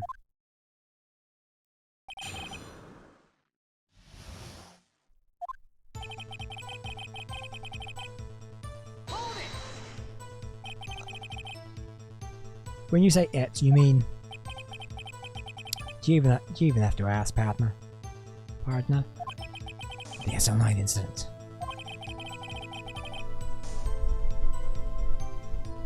Two years have passed since that case was closed. It was going to completely end with the transferals that day. Not if I have anything to do with it. That incident's not over. What did you hope to accomplish by sneaking into the evidence room? When the case is closed, only that case's lead detective can look through the evidence. I wanted to have a look at it myself one more time. No matter what the cost. I don't care what anyone says, partner. That case is mine. But Officer Marshall wasn't in charge of that investigation. Why does he care so much about it? That day was my last chance. That's why I stole Detective's ID badge and dressed like him. I plan to take out the evidence. Why did you disguise yourself as Detective Goodman? But I didn't make it look like Goodman was carrying out the evidence transferal. I'll be arrested for stealing evidence, which wouldn't get me anywhere. You did it to fool the security camera. And the detective's ID badge? I stole that the morning of the incident. So that really was why Goodman started filling out lost item reports. I returned his ID card. I left it on the floor in the prosecutor's office's parking lot. The ID card I found was left there by Officer Marshall. So essentially, you managed to succeed despite your lack of foresight. It's almost impressive. What do you mean, partner? I mean the fingerprint activated lock, of course. No matter how well you disguise yourself, you can't change your fingerprints. Under normal circumstances, you would not have been able to open that locker yourself. But you could, because the rubber glove just had you stuck in the door. That means that the government must open the locker just before Officer Marshall. I wasn't expecting Officer Meekins. I knocked him out. Pulled a knife on Officer Meekins and tried to drive him off. Let's just say I was a little surprised. I don't plan on being in the evidence room for no more than 5 minutes. I didn't think anyone would actually come in during that time. Officer Meekins certainly is a 1 in a million type of person. He's taking a detective for an intruder and demanding to be shown his ID. I left to thinking more about his race this year. When did Edgeworth get so much influence? Anyway, he threw himself at me and I ended up cutting him slightly. I'm sorry it had to turn out that way. Me knocking him out and everything. By the way, what happened to your knife? Oh, you mean this one? I know what to say. Do you know what time Officer Meekins out and...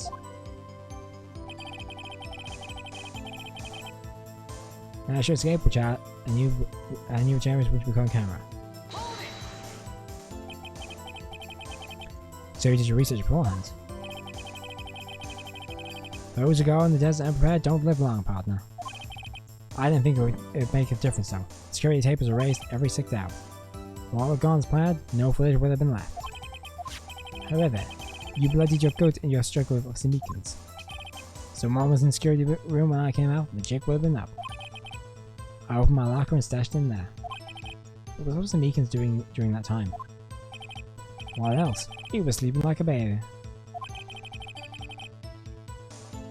So what you're saying is, on that day...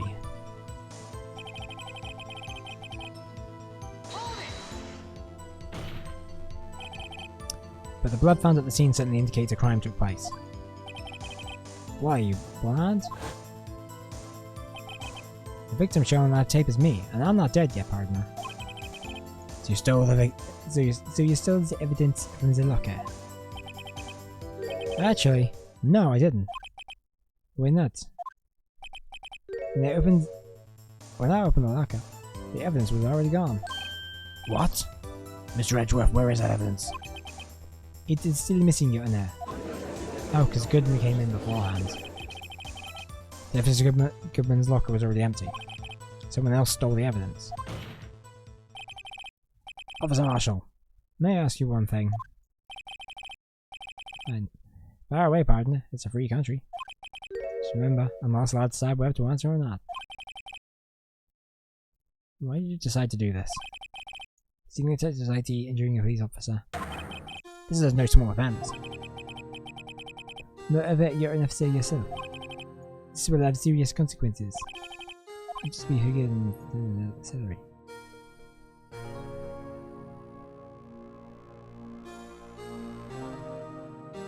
Not the salary cuts are ever a valid solution.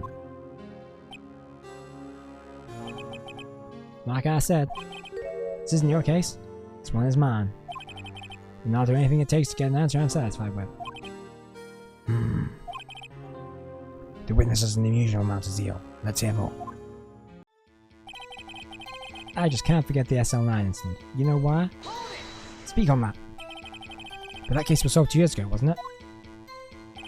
That's the reason the evidence was stored in the evidence room. Joe Darker was convicted for his crimes. One thing I can say for sure is he deserved his sentence. I remember the Joe Dark case. It involved serial murders, did it not? I don't intend to complain about how it turned out. But the sight of it still bothers me. Something went down at that trial. Something no one will talk about.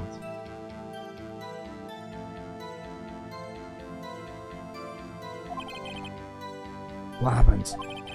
I don't know. That's what I'm trying to find out. Why is he so concerned with the incident? Maybe I should present him with what I think is the real reasons. The feeling will wind up here sooner or later. Everyone involved here isn't related in some way to that case. I better look at the files.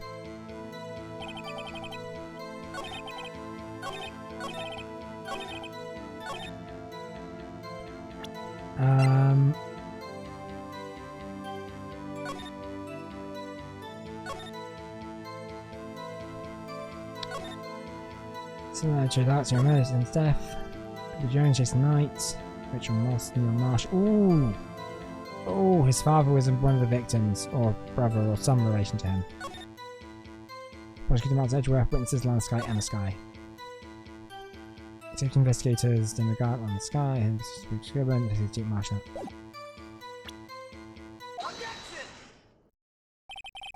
Officer Marshall, I think I understand. I think I know why you care so much about the SL9 incident. Sounds like you've been sniffing too much cactus juice, partner. I have the SL9 incident file here. The name, Marshall, is mentioned in here. In the list of murder victims. Neil Marshall, are you related to this man? Neil Marshall?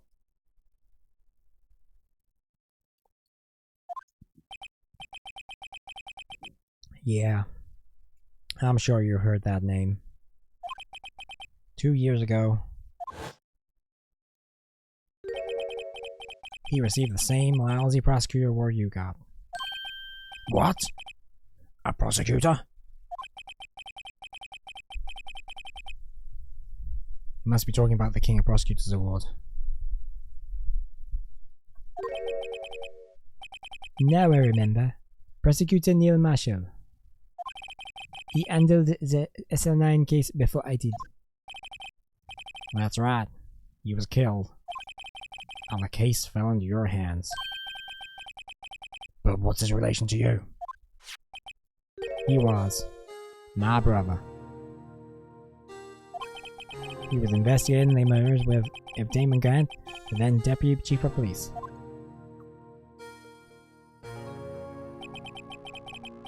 The group of detectives I was part of worked under them. We were desperate to prosecute the killer. Joe Dark. My brother fought Dark and he was killed. That was the first time Dark left behind any evidence. It was all we needed. He was arraigned and incarcerated. At least, according to the public records. What do you mean? My brother couldn't have been killed by Joe Dark. I knew my brother better than anyone. No one could have beaten him in a fight. And that's it? That is your reason for your insane actions? There's more than my brother's death, and the records say. No matter how much you try to hide it, you can't fool me. Trouble? Well, at least one thing's for certain. Now we know what happened to the police department on the day of the crime. That was the last day that SL9 case could be reopened. Not satisfied with its resolution, Officer Marshall planned to steal the evidence. Disguising himself as a detective Goodman, he entered the evidence room. Officer Meekins confronted him, so he rendered him unconscious and fled. Yes, this mystery has finally been cleared up. No murder took place in the police department that day. The things that happen by chance never cease to amaze. At exactly the same time as the murder at the prosecutor's office. This fake murder was going on at the police department. Chance? It's gotta be more than that. So if no one was murdered at the police department on the day of the crime, that means the murder in the prosecutor's office parking lot was the real one. Which, in turn, means only one person could have committed the crime. Chief Prosecutor Lana Sky. But wait, a verdict wasn't reached in yesterday's trial. Which is why we examined the incident at the police department today. But there's only one reason the defendant was not convicted yesterday. There yet remained the mystery of the simultaneous murder at the police department. Seems to me. This boy's got the draw on you, partner. All of the mysteries at the police department have been resolved, no doubt about it. A sole murder took place at the prosecutor's office. The only suspect is Lana Sky, and the testimony of one Miss Angel Star is completely incontestable. If you have a response, make it a single word or less. Dark! A rest in my case. I genuinely didn't realize he was going to say that, but it makes total sense that he would have.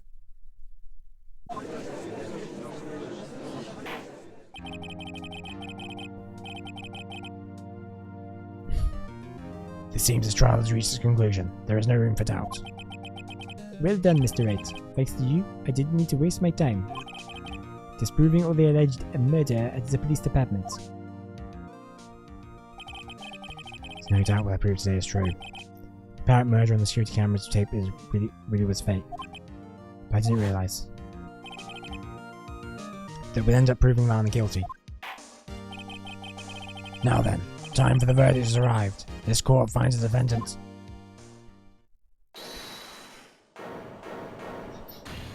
There's Emma! Your Honor, wait! Emma? The defense has an objection. A scientific objection. Right?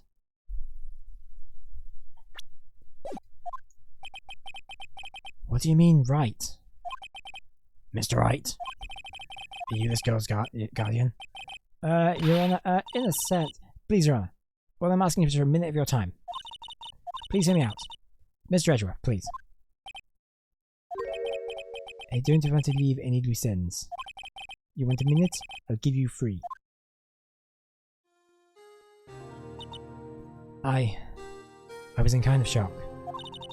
I mean, finding out the SL9 incident referred to the Joe Dart killings. Now that she mentions it, the names of both Sky Sisters were in that file. But that's when I figured it out. I mean, what Officer Marshall was trying to do that day. So I knew his fingerprint had nothing to do with the crime. That left only one thing, the other handprint.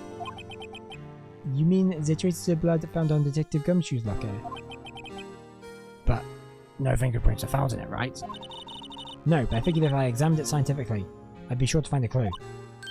So I ran over there and looked at it again. So did you find something? No. Huh? Sorry, I guess I'm not much of a scientific investigator after all. Is that all? Please don't be mad. I'm just a high school student. I'm just an attorney.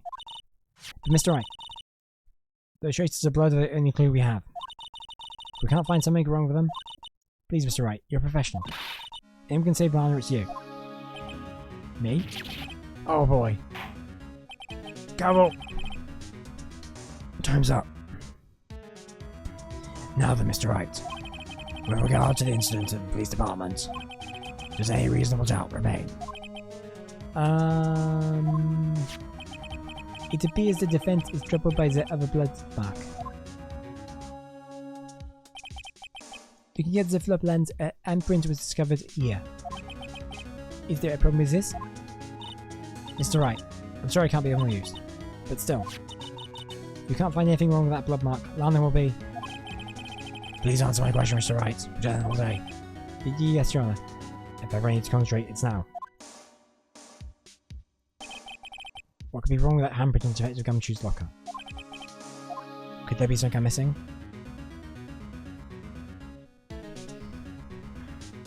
Well, obviously there has to be something he's missing. So, I think we're just going to have to object and then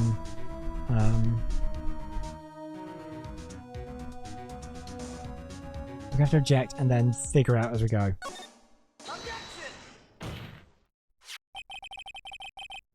There's handprint left at the crime scene. Clearly shows a contradiction.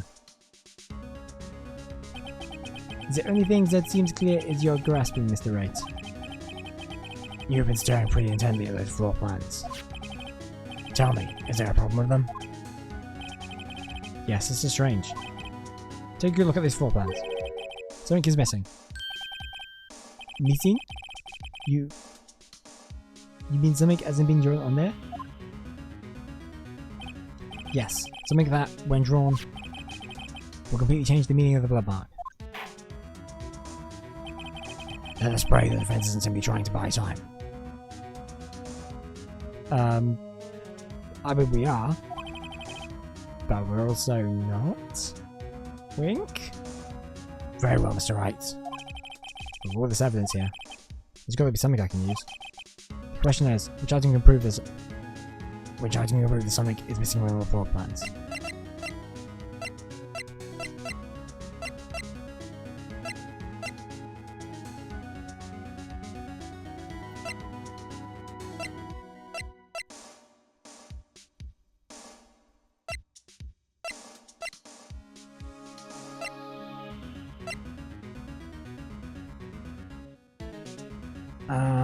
I think maybe this? This was found at the crime scene, we haven't, and also has blood on it, so there's clearly something there. I'm gonna go with that. As they say back west, even a blind man can hit with a buckshot. That is, so long as he's facing the general direction. Seems Mr. Wright's not sure which direction to face. No use! The more evidence there is, the greater the chance of me being wrong. Just calm down, Mr. Wright. Try and remember what the evidence room was like on the day of the crime. What is it that bothers me about this blood mark? Please tell me over a chance, Your Honor. I'll prove it this time. Let's praise blah blah.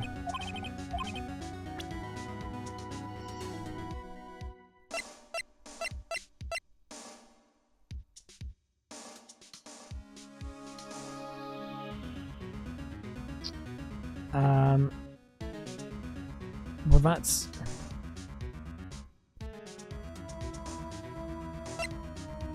might be that. Because that was a really big blockage of the obstruction of the view in the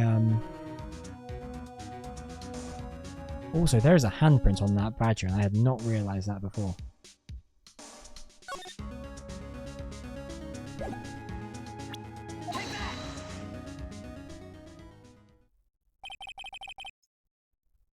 What about that piece of plywood? The Blue Badger, mascot of the police force. Defender of truth, guardian of proof. Explain yourself, Mr. Wright. Please look at the floor plans of the crime scene. The Blue Badger is not here.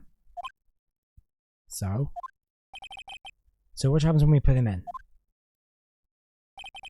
This is where he was dancing at the time of the crime. Well? Well, what?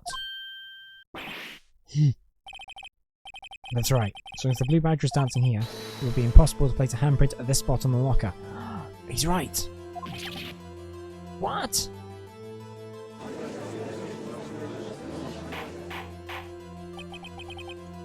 So that means, wait, just exactly what does this mean?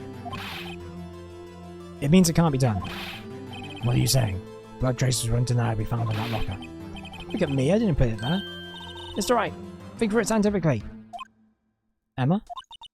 In that afternoon. Officer Meekins was the one who brought the Blue Badge to the evidence room, right?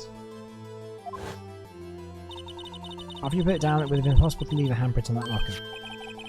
So it must mean this blood mark was left there before the Blue Badge was brought in? Just 1 minute. I will not allow such far-fetched balderdash in my courtroom. It may sound far-fetched, Your Honour, but it's the only possible explanation. On February 21st, in the police department's evidence room, blood was spilled not once, but twice. Ah! But oh. One time was captured on this tape, taken caught on camera. Officer Meekins cut his hand from which a trivial amount of blood fell. The problem is the other time.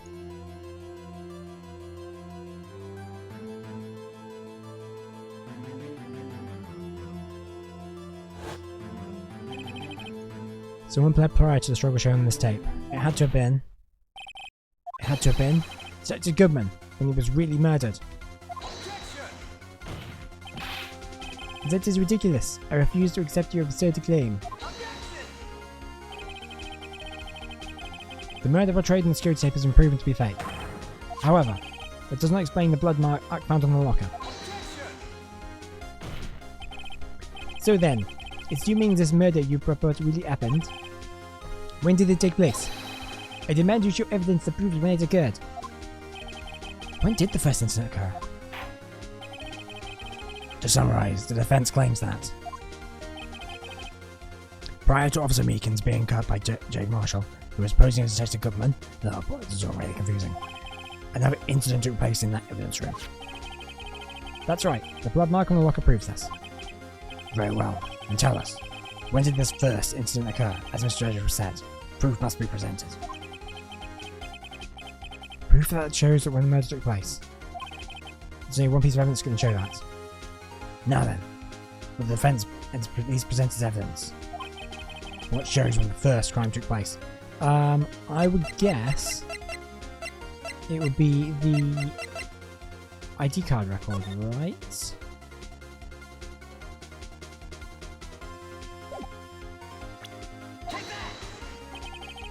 If the crime took place inside the evidence room, then the killer would have had to enter it. In order to do so, an ID card would have been required. An ID card? Oh. The ID card record. Officer Meekins brought the blue badger panel in at, let's see here, 4:50. The crime took place before that time, and it would be 4:30. Ah! Oh, edgy. Oh, edgy. Ah!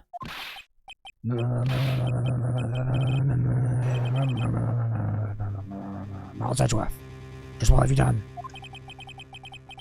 I never will figure you out the nerve, boy. Really, someone's running around for case 4. Did you represent active witness? It doesn't take a lot to figure out it couldn't be me. Nope, I ain't getting it. I mean, I don't think it was Miles, but at the same time,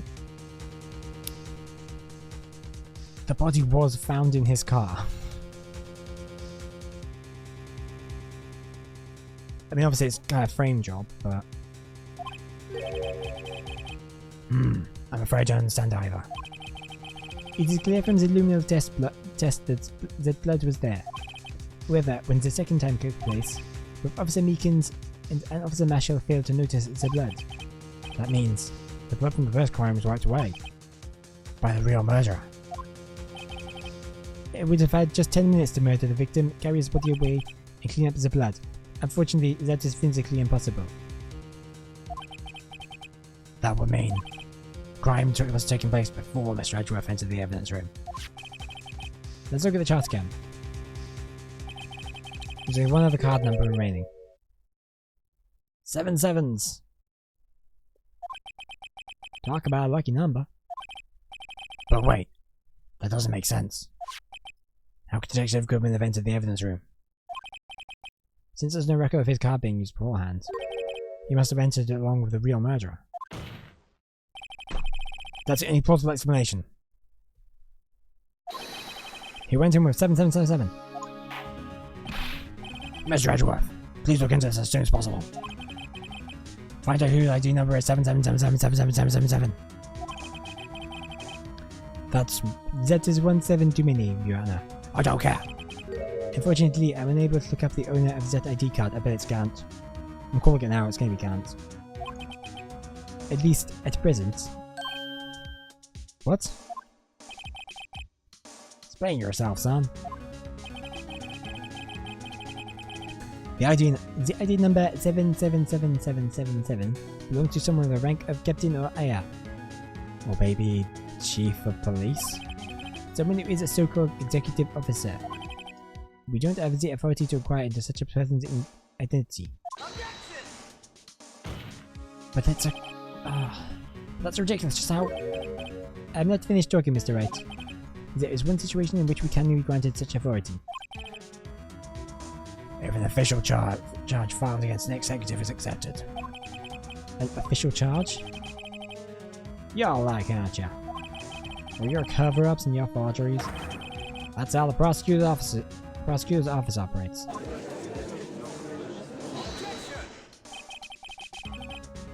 I take pride in my work, Officer Masher.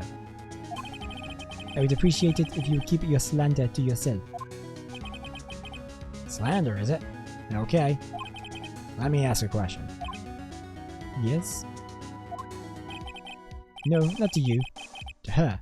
The defendant sitting over there. Your own little executive. But Lana? Don't be stupid. She's been charged with a murder. Of course, we've looked up her ID number and it is not 777777. Don't blame me for a fool, partner. That's not what I want to ask. All I want to know is one thing. About that incident. The S09 incident. Answer me this, Chief Prosecutor. In that trial 2 years ago, did you really only use legitimate evidence?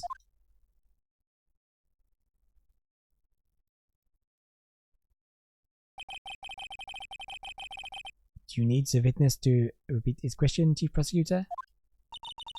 I heard him fine, Mr. Edgeworth. 2 years ago, I was in charge of the prosecution for that trial. At the time, occasionally, we felt the powerlessness of the law. At least, I did. But Lana, I became a prosecutor to suppress crime with the law. But before I realized it, we were the ones being suppressed with the law. Defendant, just what are you saying? I'll ask you again, Chief Prosecutor. During that trial 2 years ago, did you really present all the evidence in court? Can you look at me, an investigator in that crime, in the eye and say that you did? Chief Prosecutor, you didn't. I didn't have to, Officer Marshall. If everyone to answer him. Drastic crimes require drastic measures. That's just the way it is. We did what we had to. In order for him to get the verdict he deserves.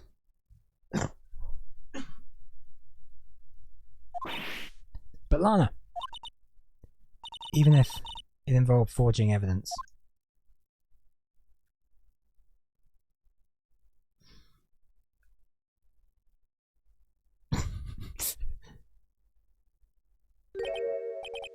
see, that's what I'm talking about. No! Order! Order! Order! Lana's remarks got such a stir.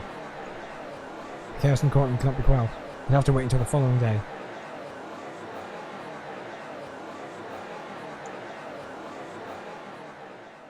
Oh shit!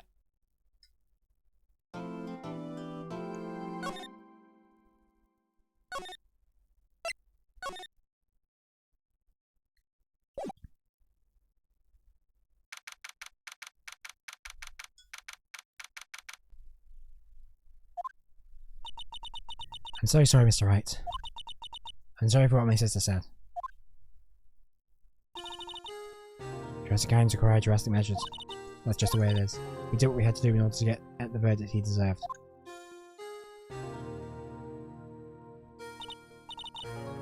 I didn't know. I never knew the online incident was just another name for the Joe Dark killings. Sounds like everyone's heard about these killings but me. God, Phoenix just... Read the newspaper every so often. No one wanted Darks convicted so badly. That's why she used me.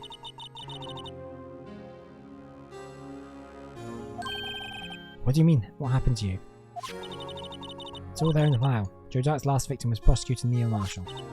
When he murdered Officer Marshall's brother, he left behind an incriminating piece of evidence. But what did you have to do with those killings, Emma? On the night prosecutor Neil Marshall was murdered, Joe Dark tried to kill me. What? He tried to kill you? Officer Marshall's brother Neil. He was only trying to save me. So that means you. Yes. I was a witness in the Joe Dark trial. I didn't see that one coming.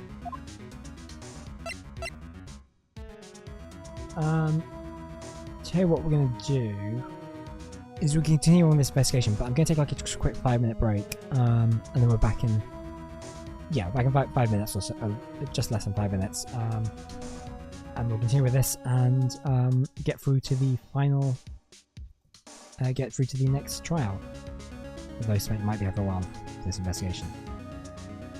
So let's go take a break and prepare for that. Let's be right back.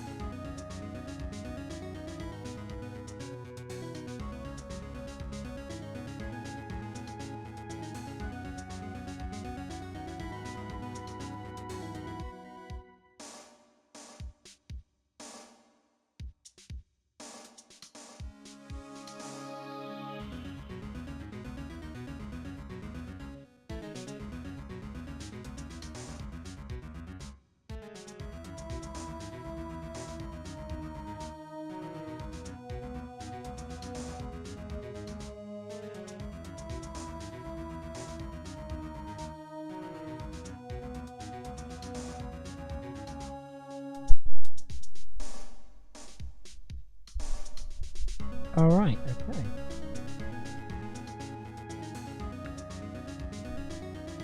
Let's get back to it then. Oh, hang on. Sounds like it's a bit... Sounds a bit distant. It's really weird. Anyway.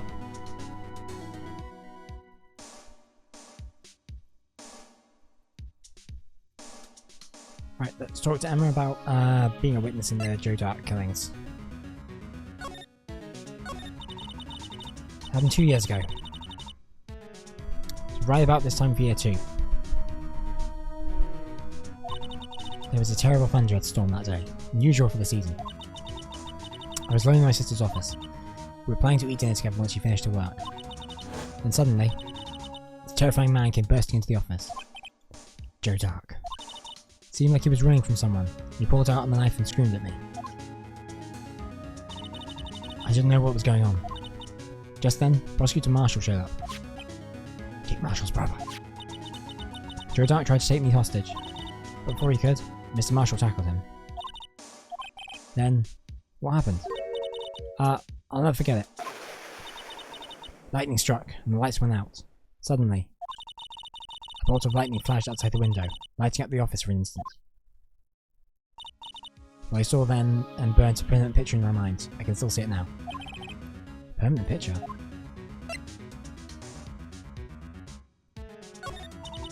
I don't remember the moment. I don't remember the moment when Dark stabbed Mr. Marshall. So you weren't able to testify about that? No, I was only asked out when I was attacked. That must have been why she made up the crime.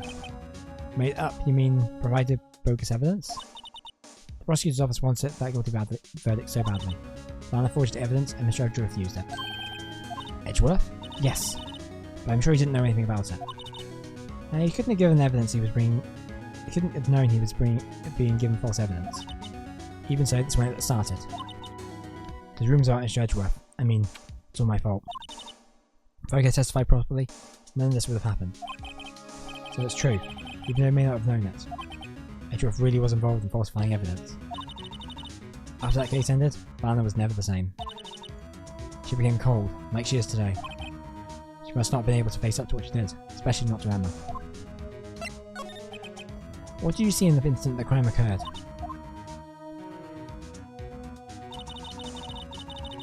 Dark knocked down Mr. Marshall and raised his knife.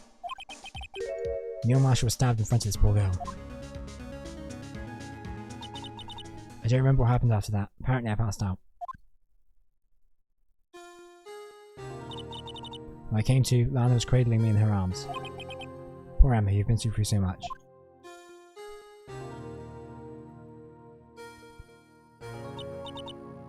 I couldn't bring myself to testify about that incident. I tried, but the words just wouldn't come out. I drew a picture, but it wasn't any good.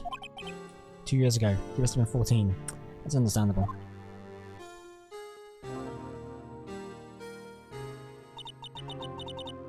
Once it was all over, I made up my mind.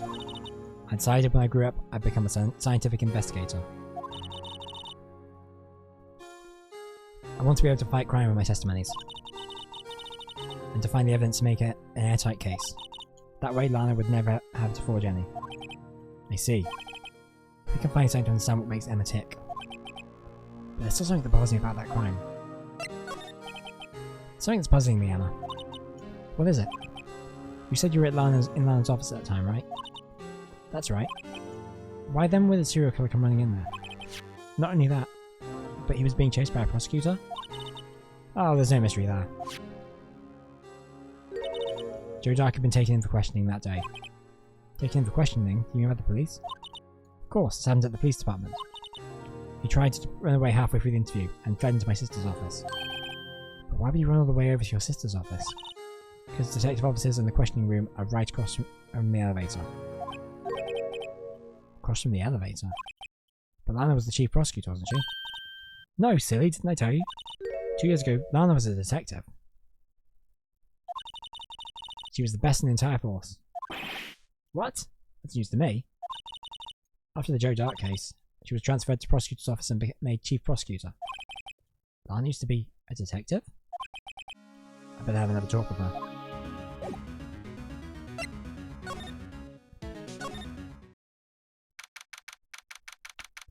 She's bound to be here, so... Lana! Mr. Wright, seems like you keep causing you trouble. Boss finding evidence. Didn't think you were the type. Criminals don't mind playing foul. Why should we? But Lana, if you're wrong, an innocent person might be found guilty. Believe me, I understand the risks. Lana, Emma told me all about you. Oh? About how you were a detective 2 years ago. Now the SL9 incident was the reason for your transfer to the prosecutor's office. That's right. Could you fill me on the details, especially about that unusual change of jobs? I suppose you have a right to know, Mr. Wright. A lot of revelations were uncovered at the trial today, not the least of which was the fact that this case is largely connected to another one 2 years ago. Evidence from that case was stolen as well, although I expected as much. I know how obsessive Officer Marshall can be. That trial, it really wasn't fair, was it? I believed in you, Lana. I believe that no matter what happened, you'd always stick to the truth.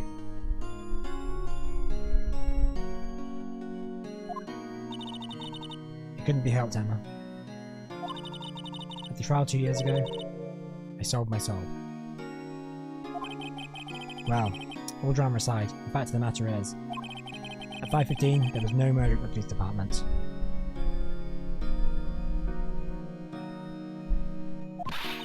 Tell me it's not true, Lana, that what the witness, Miss Starr, said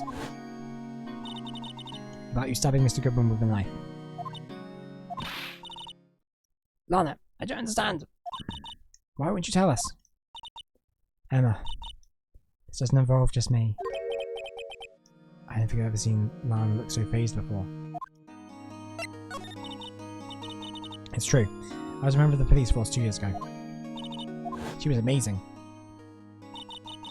We still talk about all the cases she and Chief Gant cracked together. Chief Gant? He was the deputy chief of police back then, but he would still work the crime scenes. Damon Gant. He was everything I aspired to be. They were the best team ever. They solved crimes before the reports could even be filed. I'm not really idolised as a big sister. But now you're chief prosecutor. What happened?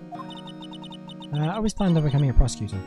The reason I became a detective was to gain experience investigating crime scenes so you could use that experience in court, right? Gant's help in the SL9 case was crucial to its resolution. After that, he became the chief of police and arranged my transfer to the prosecutor's office. Maybe I should ask more about this investigation of theirs 2 years ago. 2 years ago, I was second in command of the detectives investigating Dark. Second in command, that means the investigation leader was Damon Gant, right? Yes, Deputy Chief Gant and I shared the same office and the same investigations. We've had the same office. We're the team of the best detectives on the force. Detective Goodman, whose case it was, Jake Marshall and Angel Starr. It was the first time Marshall worked with his brother. He was quite gung-ho. When Joe Dark was the serial killer. We asked him to come in for questioning. We were desperate for evidence. That was when his final murder took place. When he tried to murder Emma. Prosecutor Marshall was trying to save me from Dark. You see, the first person who happened upon the scene of the crime was me. Now you tell us. Damon Gant and Neil Marshall were the ones questioning Dark that day. The investigation was in its final stages, and Dark must have suddenly panicked. So he waited until Gant and Marshall let their guards down and then fled the room. From there, he ran straight to his office chaired by Deputy Chief Gant and myself. That's where he found me. So you were the first person to run to the scene, man. It appears so. I was filing some papers while Gant and Marshall were questioning Dark. When I returned to my office, I saw 3 bodies on the floor and smelled blood. 3 bodies? Prosecutor Marshall, the victim Emma who passed out, and the suspect Joe Dark. During the struggle, it seems Mr. Marshall struck a final blow before he died. Mr. Joe Dark had incurred a minor concussion and lay unconscious. What did you do? To be honest, I panicked. I picked up Emma, Carried her out of the room and just held her. Can't blame her after all the history must have gone through. After that, I meet the place dark under immediate arrest. Let me get this straight. You were all involved in the SL9 incident. That's right. Quite a coincidence, I don't buy it. What are you saying? There's no way everyone involved in this trial was also involved in that incident. Just by chance. But that case was solved 2 years ago. At least one person went to extremes because they didn't believe it was truly solved. Officer Marshall, yes. His actions came as a surprise to me as well. Ever since his brother died, he's completely changed. Guess he wasn't convinced with the ruling against Joe Dark. Life doesn't end with the closing of the case. Everyone has to live the rest of their lives with their memories. That case might just not be over yet. Everyone was assaulted by Dark at the police department, right? Yes, and the officer Damien Gant and I shared. The office in Mr. Gant now occupies by himself, the Chief's office. Maybe we should have a look at the Chief's office, the site of the final SL9 murder.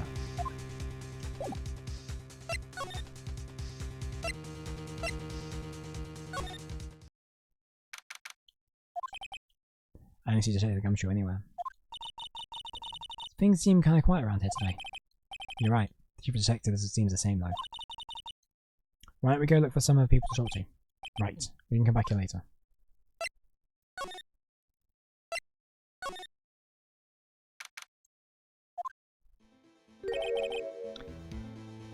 Ah, the Bambina. Oh, Mr. Marshall. I never thought things turned out this way when I woke up this morning. Okay, Sarah, you never know where life will lead you, eh, Bambina? Should have known my luck had run out when old Billy dried up this morning. Billy? Must be his pet cactus. Say, where are you headed? Just over to the prosecutor's office for a little interrogation. It's a voluntary appearance, but we all know I won't be coming back. Sorry, but you can't go in the evidence room today, partner. But, Mr. Marshall, why did you do it? Why, the prospect is to head west. If ever there was a case I need to know the truth about, it was that one. Before you turn yourself in, Mr. Marshall, would you mind telling us exactly what happened? Looks like I won't be getting a steak lunch today.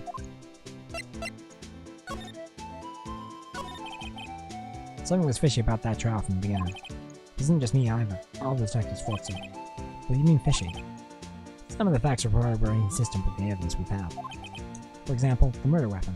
The murder weapon, you mean the switchblade knife with a broken tip? That was Joe Dark's, alright. But in the initial autopsy report, a question was raised. A question. The blade and knife was not a perfect match with the wound the victim sustained. What does that mean? It means there was a good chance the knife was not the murder weapon. However, in the report that was finally submitted, that possibility has been erased. Could the facts have concealed the forged evidence? That case left scars behind all of us. Scars that SL9 left behind.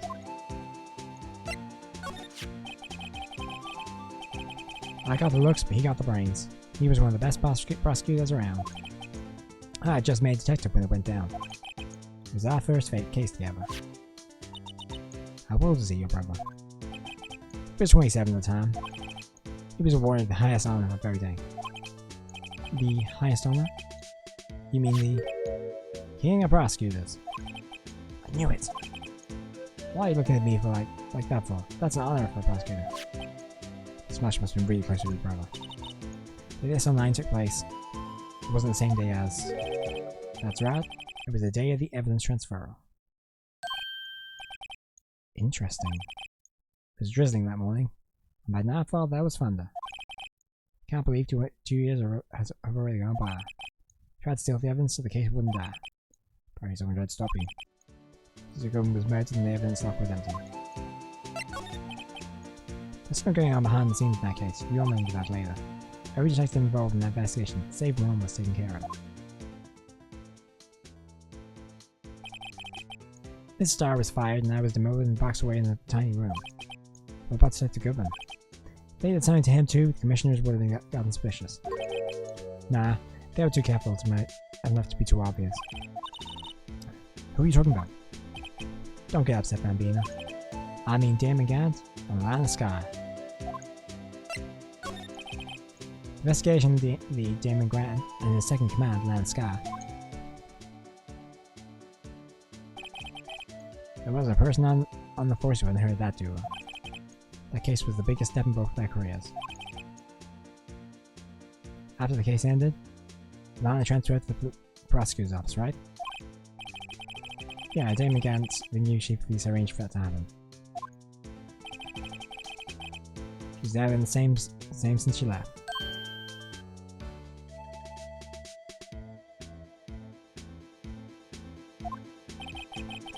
Everyone who knew her said so. Chief Prosecutor Sky was totally different when she was a detective. Now that he mentions it, Emma said something about that too.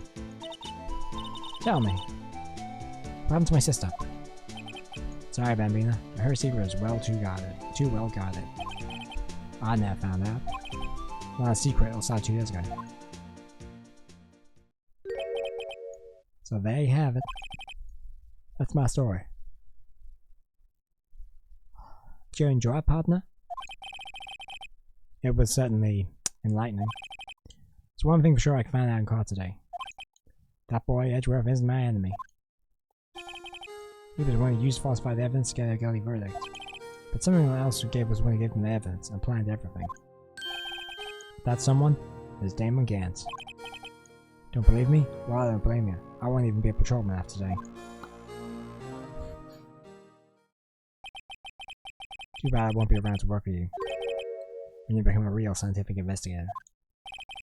Adios, Bambina. Yeah! And he's just disappeared off on his horse.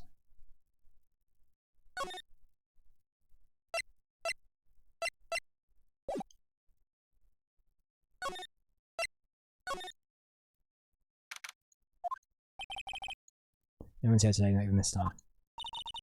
Everyone's probably busy looking into what exactly happened when down in the evidence room. That must be where the detectives are. But we've proved in court today on the day of the crime. No one was murdered in the evidence room at 5:15. Yeah, I thought we were finally making some headway in our case. But instead it looks like we ended up making Lana look even more guilty. Hang in there, Lana.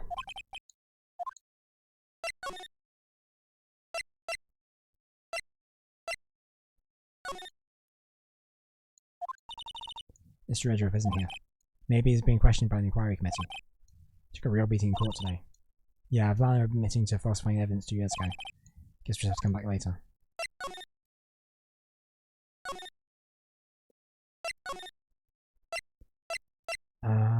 Where haven't we been?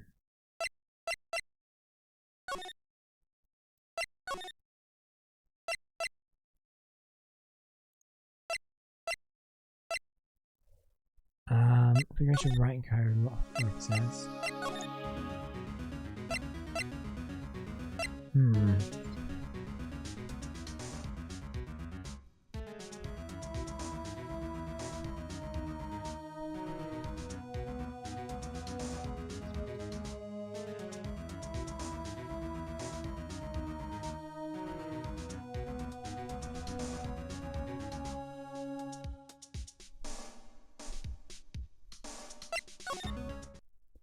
Okay, so we go to Criminal Affairs Department.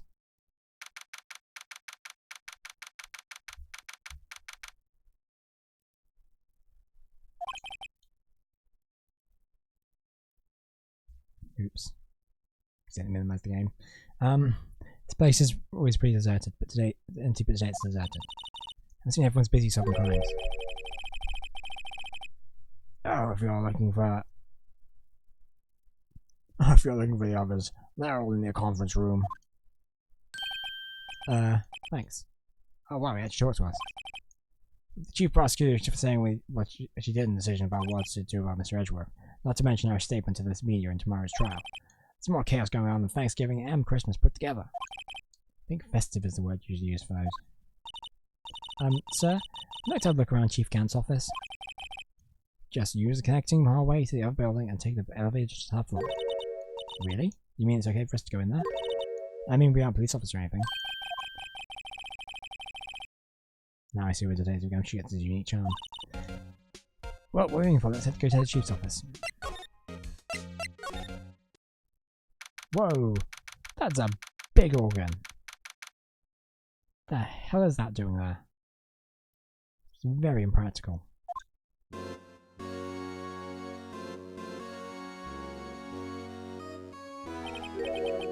Whoa, where am I? In the chief's office, silly. At least that's what it said on the door. Check out that pipe organ. That's real, isn't it? Hey, I used to call organ lessons in kindergarten. Why? They used to call me Little Miss Bach. I thought I was a genius.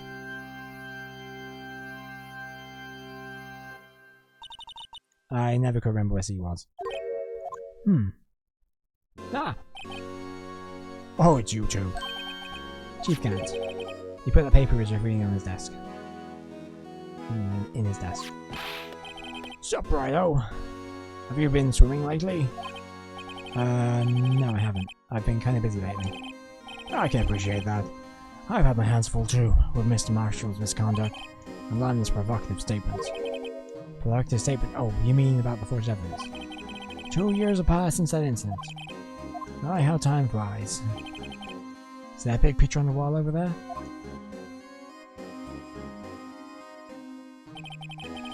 That's a picture of Lanner, Neil, and me.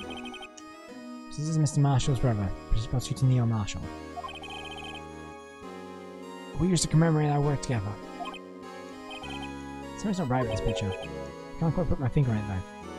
Oh, the jar from the evidence room is behind them. And also, why is there a big knife? Is Lana holding a big knife? What's going on? What? Oh no, it's a statue next to her. Why are they not just standing in front of the statue? Whatever. Anyway, I'd like to reminisce all day, but there are matters that need my attention. I'm gonna lock up here, so let's go out together. Oh, but this office, it was a crime scene 2 years ago, wasn't it? That case has long since been over. There's no need to investigate it anymore. All the same, we quite have a look around. Perhaps you didn't hear me. You're leaving right now, so there's no need to investigate it anymore. Now hurry up and get out. I've meeting to attend.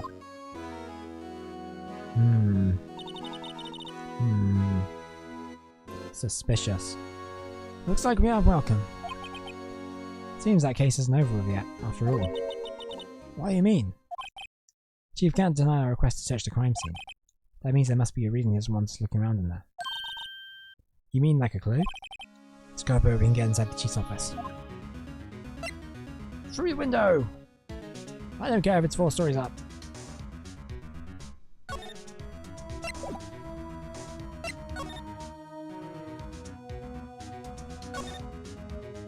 I just get excited when I come to a police station. It's feels like jumping to a movie. You know, with the police and criminals.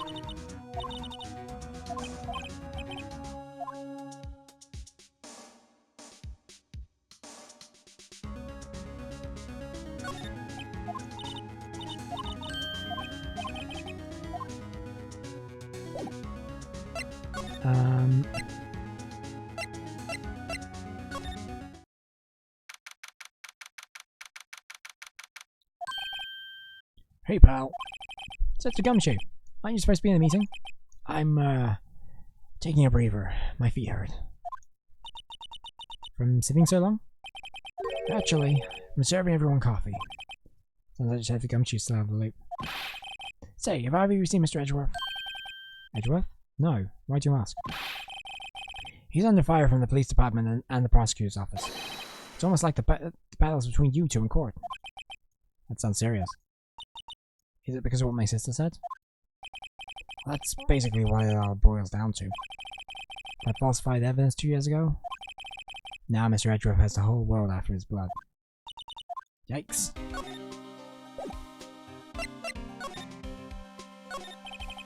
Why would Edgeworth be blamed? It's not like he knew the evidence was forged. Well, this guy is the guilty party here, isn't she? I mean, Closure isn't guilty, we know she did, so... Sorry, Emma. Regardless, prosecutors are responsible for the evidence they present in court. Not only that, but as you know, there have been a lot of rumors going around about Mr. Edgeworth. His amazing talent as a prosecutor has kept him safe from those who don't like him.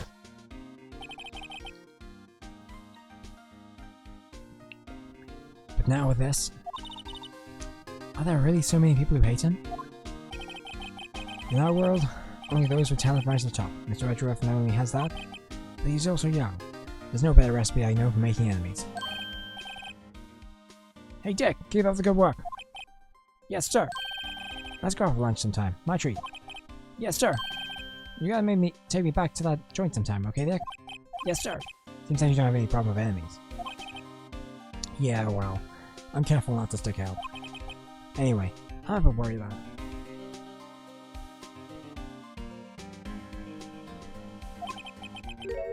Under all this pressure, I'm afraid Mr. Edgeworth might just crack.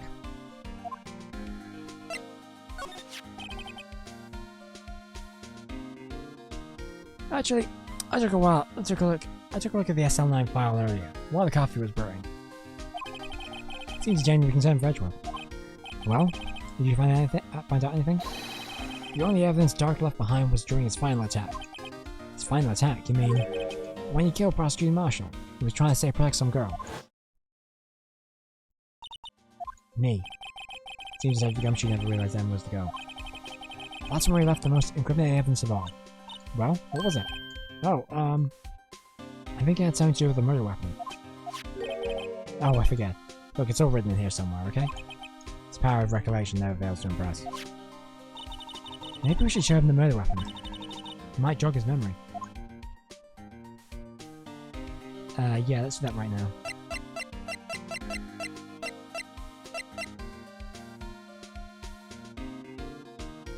Oh, no, I have to go and present.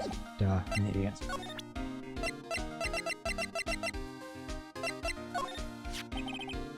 About this? Hey, is that? Has a tag attached to it with the label SL9 incident on it. I believe this would be the broken murder weapon you were speaking of? What are you doing with that? Ever since that case was closed, the knife's been locked away in a locker. On the day Detective Goodwin was murdered, this suddenly disappeared from the locker. And was found in Mr. Edgeworth's car muffler. That's it! Now I remember what that incriminating piece of evidence was. When you showed me that knife, it all came back to me. What was it, Detective? Quick, before you forget again.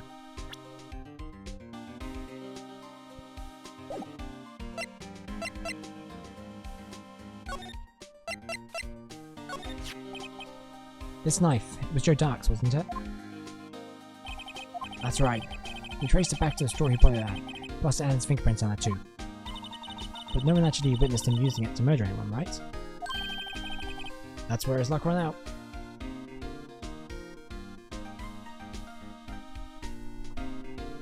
Sorry, just make adjustments on my chair.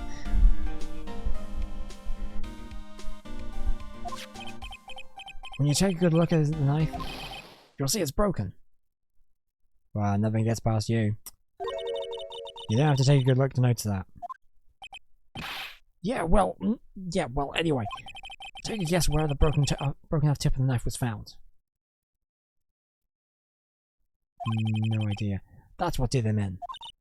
What was it? The victim, Neil Marshall, was carrying it. Inside his own body. It was found deep inside the stab wounds. Did it match Drake Dark's knife? You bet! Down to the last fiber. That's pretty conclusive.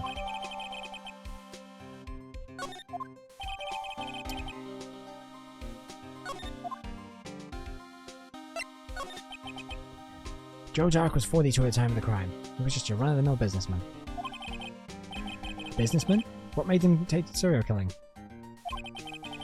One day on his way home from work, he hit someone with his car. With his car?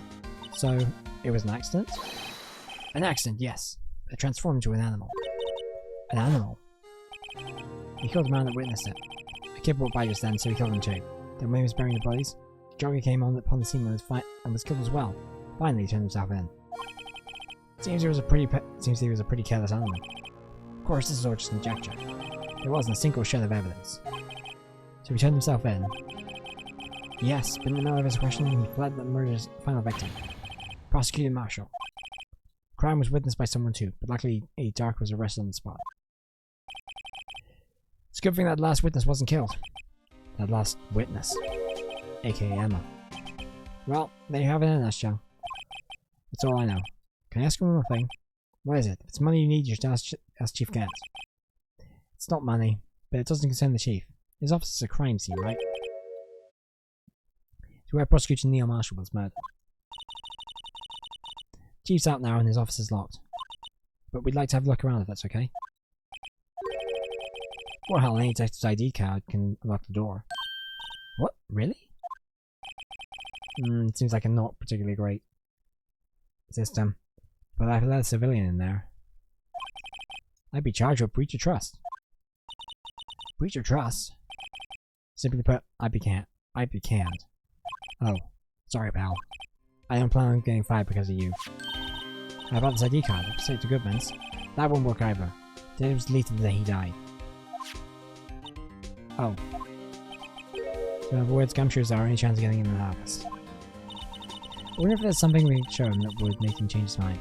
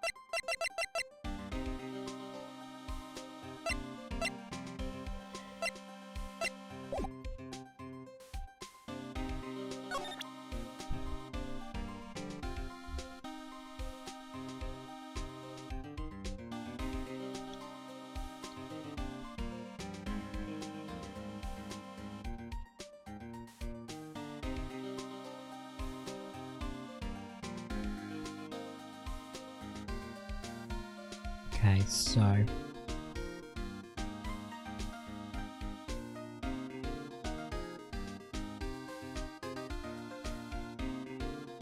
Okay, so I don't think there's anything else we can do here.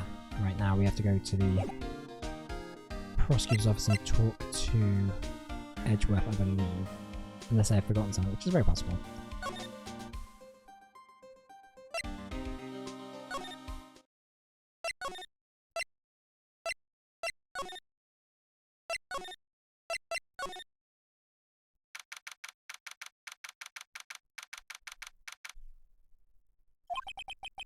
I wonder if Edgeworth is back yet. There he is! Looks like he's writing something. What are you doing here? He sure was quick to throw that paper on the floor. Tough day in court, huh?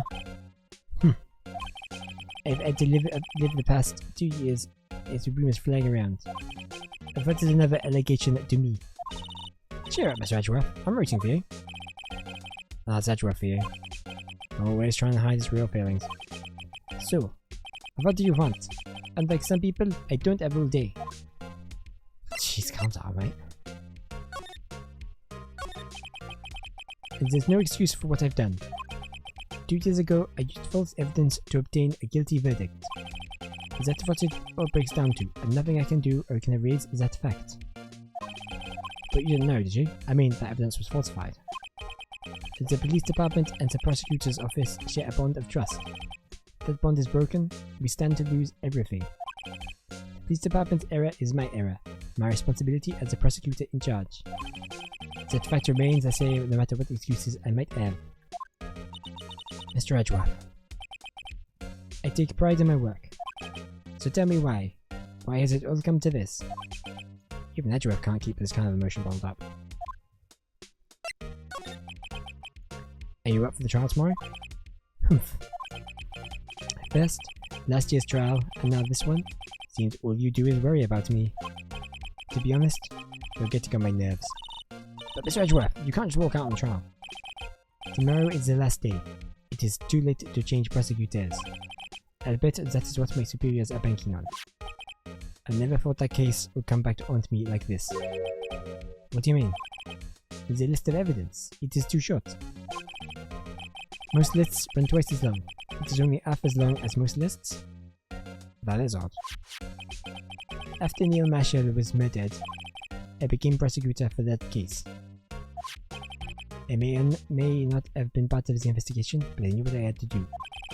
Use the evidence I was given to prove the suspect guilty. That was really the only thing on their mind at the time. Say, we just saw a picture taken around that time. That picture? Something seems strange about it. Show us again about what happened on that day. The day Detective Goodman was murdered. You were participating in a ceremony at the station, right? I never cared for ceremonies, but I had to attend that one. Because you were awarded this? Those receiving awards can't exactly skip out on the ceremony. I finished up at the office in the morning and drove over to the police department. You finished up at the office? Yes, just odds and ends, clerical stuff. I didn't plan on returning to the office that day. That is, until I was asked to take something back. Take something back? This. Oh yeah, Chief Gant asked you to hold on to that, didn't he? Yes, it was a piece of evidence in a case that was closed half a year ago. He asked me to bring it back to the prosecutor's office. That's the story we heard yesterday. So you came back here to the prosecutor's office because the chief asked you to? I think you're being set up, Edgeworth. That's right.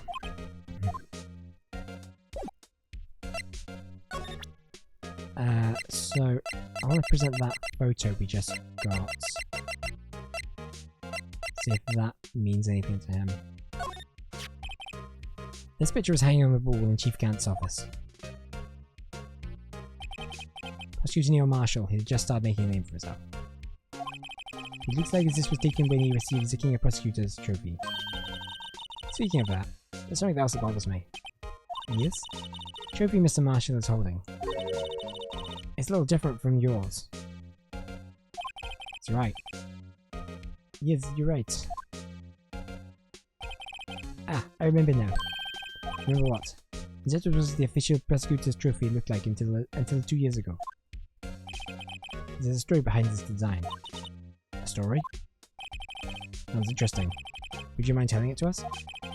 It's simply really contradiction. That's what the award is based on. Go on.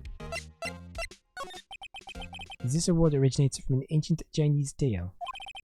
In Chinese, the word contradiction is written with 2 characters. The first means Albert, and the second means shield. Have you heard this story? No, because I'm not a prosecutor. Me? Oh, sure, everyone knows that. Why don't you tell it though? You know, for forever's sake. Nice, Phoenix. Very well.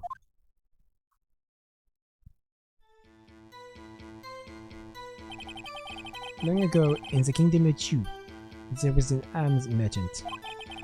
One day, he presented the king with 2 items. The first was an halberd he claimed could slice through any shield or armor. The second was a shield he claimed could withstand any weapon. Wait a minute.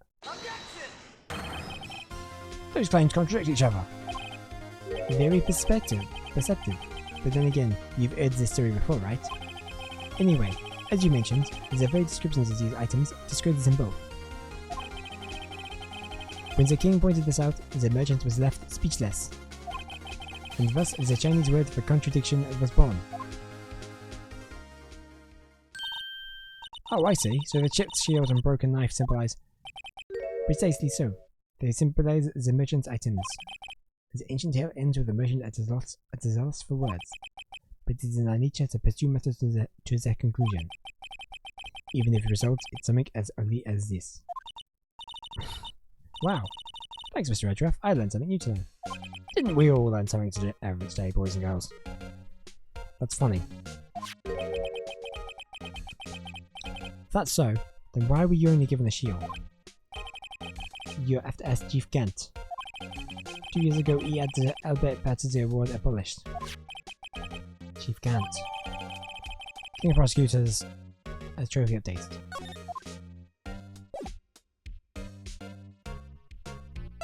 I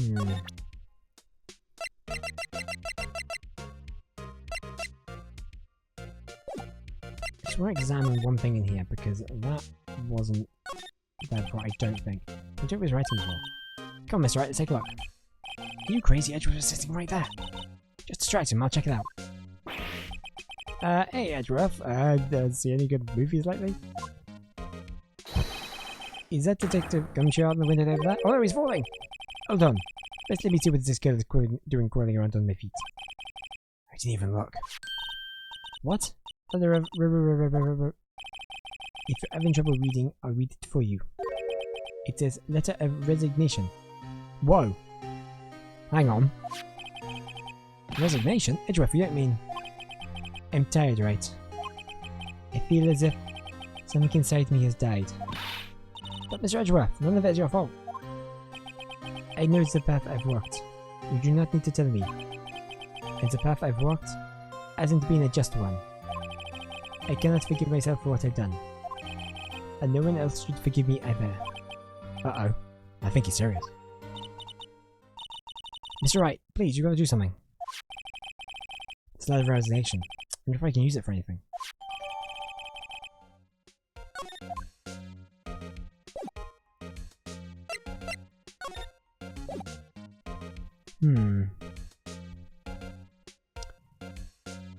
Is there anything else we can do here?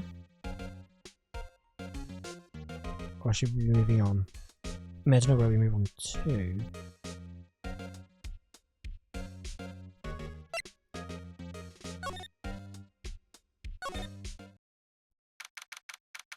Or I guess here. Excuse me. Would either of you care for a quarter pound of roast beef? Miss Star! Guess she's out of lunches. You certainly are the curious sort, aren't you? Kind of like first person who sucked a cow's nipple to discover milk. I mean, it wasn't the comparison I would have gone for, but okay. Still, I thought you'd go digging up that case from 2 years ago. Everyone in this trial was involved in the SL9 incident.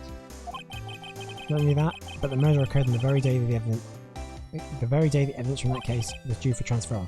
This can't be attributed to mere coincidence. Aren't you forgetting something?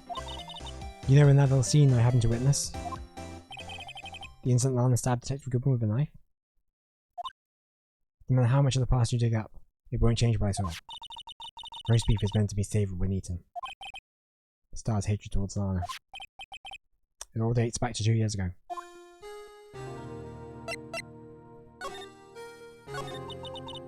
Joe Dark. That's a name I'll not soon forget. Like a little hat. We trailed him for half a year. Oh, the pressure. Still, I don't think I was more alive than when I was then. Those days were steamier than a bowl of hot gravy. Alright. Poor old Jake Marshall, though. Must have been going through hell. You mean because of his brother's death? They were close, those two. After Neil died, someone took over Jake. He became obsessed. Seeing Jake like that made her more and more desperate. Huh? Lana Skye. My sister?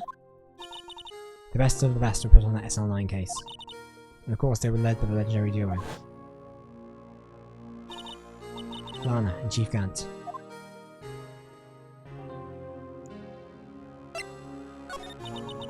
The legendary pair was the reason we were able to keep up our investigation.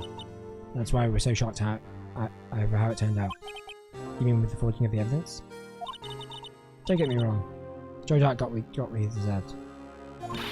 Still, it was obvious that the evidence produced in court was being manipulated. Items our team never found would suddenly appear, and other items were kept secret. But you didn't have proof that anything legal was done. I'm proof enough for what happened. After that case, all of us save Goodman were relieved of our duties. Most without even so much as an explanation. Then Lana Skye transferred to the prosecutor's office and became chief prosecutor. Lana always wanted to be a prosecutor. That was quite as simple as it appears. Huh? Lana Skye was merely being used as a pawn. That's my take on the matter. Who was being used? Lana transferred to the prosecutor's office 2 years ago, didn't she? Yes, thanks to Chief Gant's powerful influence. Chief. That's right. Having solved the SL9 case, his position as chief was secure. There was only one thing left for him to control.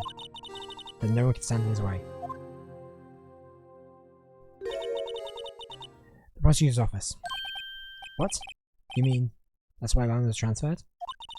If you could control the chief prosecutor, you can control the prosecutor's office. That must have been his goal all along. But how can you control Lana? I don't know, but one thing's for sure. Ever since that case ended, she's never been the same. It's only logical to conclude there must have been some reason for her change. At last. I'm finally getting to the bottom of this ugly mess.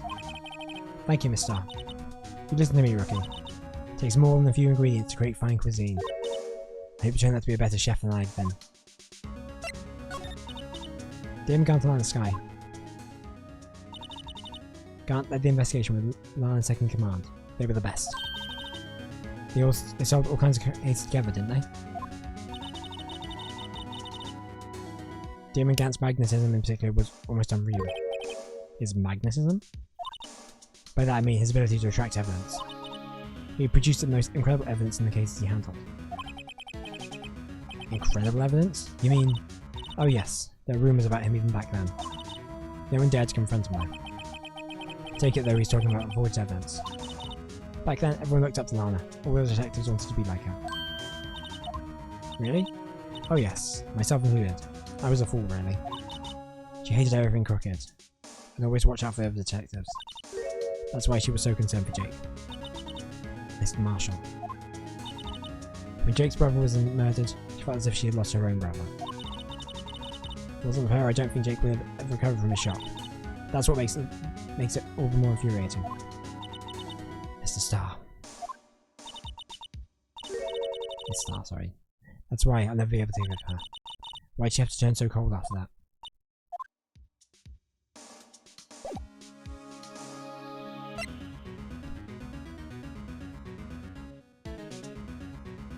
I don't think...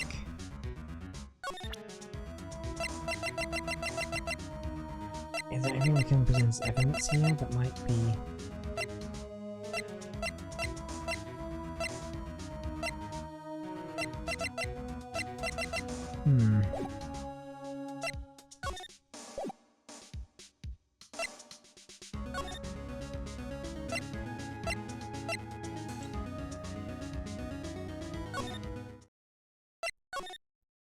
Let's see if we go to Scream's Affairs Department and see if there's anything new here now. Oh, you're back. You're still here? I gotta make 150 copies of those files. Brewing coffee, copying files, turning into a DJ. You're a DJ as well? If I'm mistaken, I think he means desk jockey. Oh, that DJ. I gotta buy your persistency, but the answer is still no. I'm not letting you in the chief's office, period. Be my neck on the line. Office is the last crime scene in the SLI incident. I have to take a look in there. It's gotta be something we could do to make the detective change his mind. Oh, what if we present Edgeworth's resignation? What's this crumpled piece of paper? Because he really cares about Edgeworth, so I think he'll do anything if it helps. No way! Mr. Edgeworth can't be serious. Is he ever not serious? I can't believe they pushed him this far. Mr. Edgeworth feels really responsible. When I first met him, I thought he was as cold as ice too. But I know different now. He trusts us detectives to provide him with sound evidence. But we betrayed him. Detective. That's it. I made up my mind. What? Here, take my ID card. We can't do that. If someone found out, they wouldn't let you off the hook for another lost item report. Look at me. It's no secret I'm already out of the loop. After all, I'm friends with Mr. Edgeworth. Depending on how this case turns out, I may already be as good as terminated. What? So at least let me do this. For Mr. Edgeworth's sake. Alright, detective. Thank you.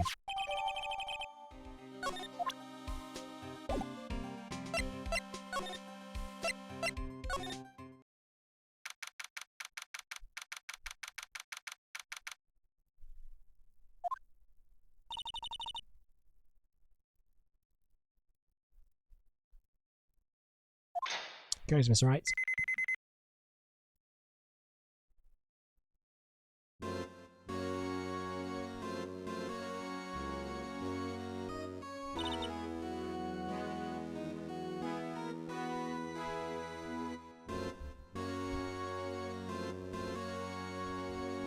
We're in. If anyone finds us now, Detective Gumshoe's a goner.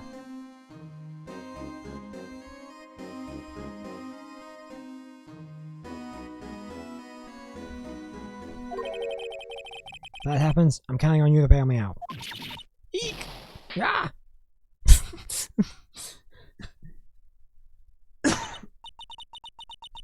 Sorry, I thought you were a ghost. I didn't even know you could slap a ghost. Ah! Sergeant Gumshoe! What are you doing sneaking up on us? I wasn't sneaking. I was just worried something might go wrong.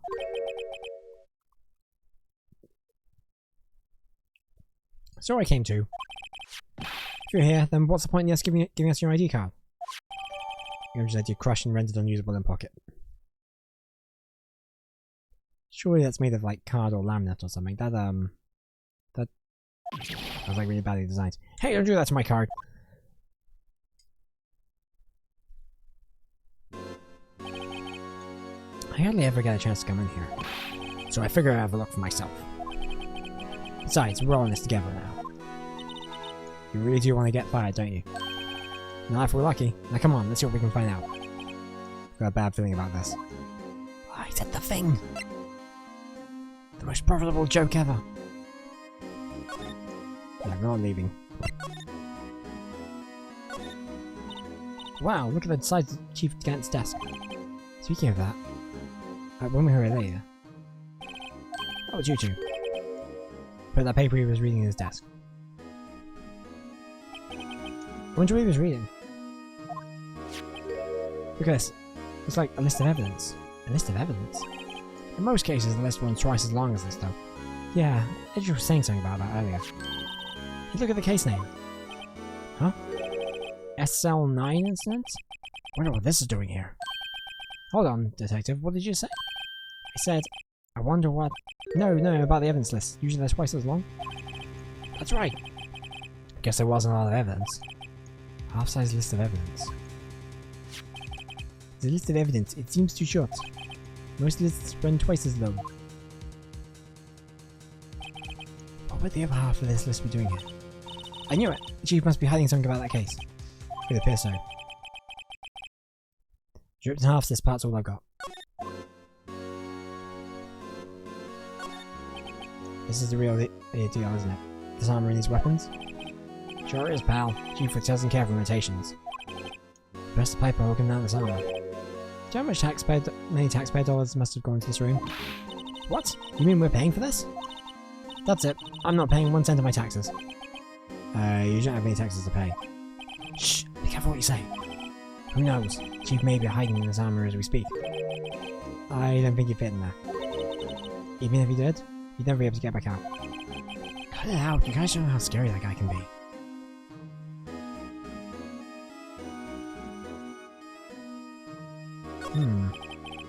This is a safe, isn't it? Safe? That word is ripe with intrigue. Okay, if you say so. Looks like a code needs to be entered in the panels to open it. Well, do you have any clues what the code might be? 7-digit number. I think I might just know what it is. Do you know what it is? I have a hunch. Oh, I know. You want to try my birthday? It's not gonna be your birthday. I have a better idea. Here goes nothing.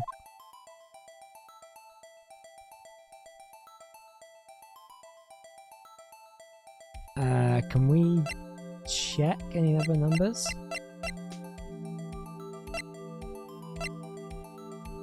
I wonder if it's 7 digits, right? And then 7.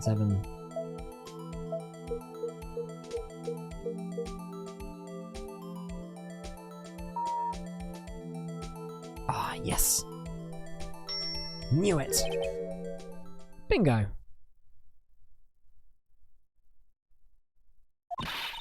What number did you enter? Whose birthday was that, pal? 777777. Why no ID card on that record? What? The number of mysterious executive officers who entered the room that day. I knew that number was Gantz the whole time. You mean 7777777. That ID number? I think you're the only one. You're 1-7 shy this time. It's gonna be one thing. That's Chief Gant's ID number. Say, anyone care to look inside? Well, I mean, we've opened it now, we might as well. Is there any money in there? How much does he have stashed away? Look, it's a shard from a broken cup. This somehow looks familiar. Where have I seen this before? Found it in the evidence room. Something else in here too. What's this? It looks like a piece of leather cloth. I think we might need our it's a handprint, isn't it? Hey, I saw someone wearing a shirt like that once. Do you think the chief made up the design? I don't think so. Oh, well, it was just a thought. Is that it? Is that what was in the safe? Apparently so, it's empty now. Piece of cloth with a handprint on it, and a broken shard from a cup. They look like pieces of evidence. Yeah, but unless you can prove what they have something to do with this case, I'm afraid I can't just let you take them. After all, it's my neck on the line here. Great. Now I have to prove their relevancy to get them.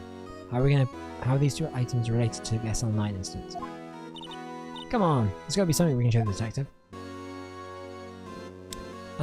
So go to court records.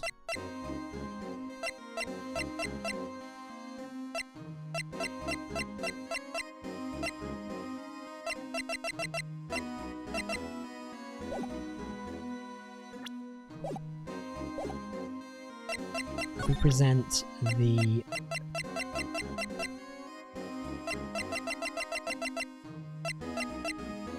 this.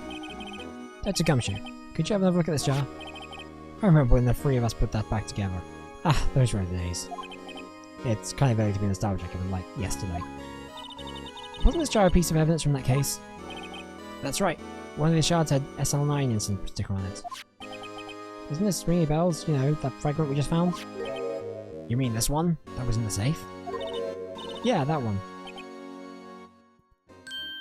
Huh? Now you mention it, it is ringing a lot of bells. Let's see if it fits.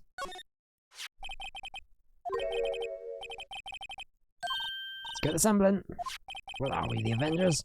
If we can piece this together again, we'll prove Chief Gant was knowingly hiding evidence. Here goes.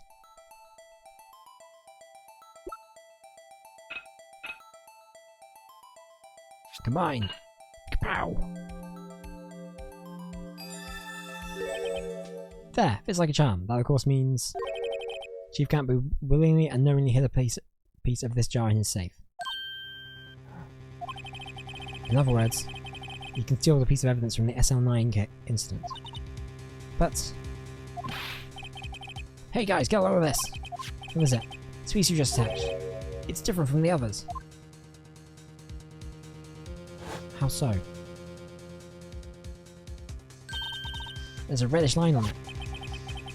Reddish line? That's blood! I don't get it! Why would Chief Gant hide this in his safe? Stable jar updated in the court record.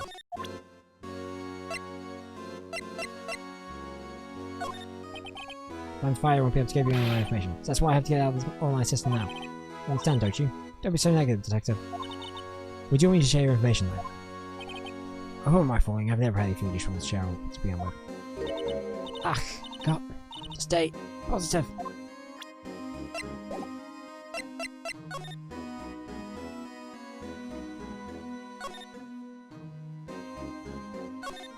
Well, that jar's behind them.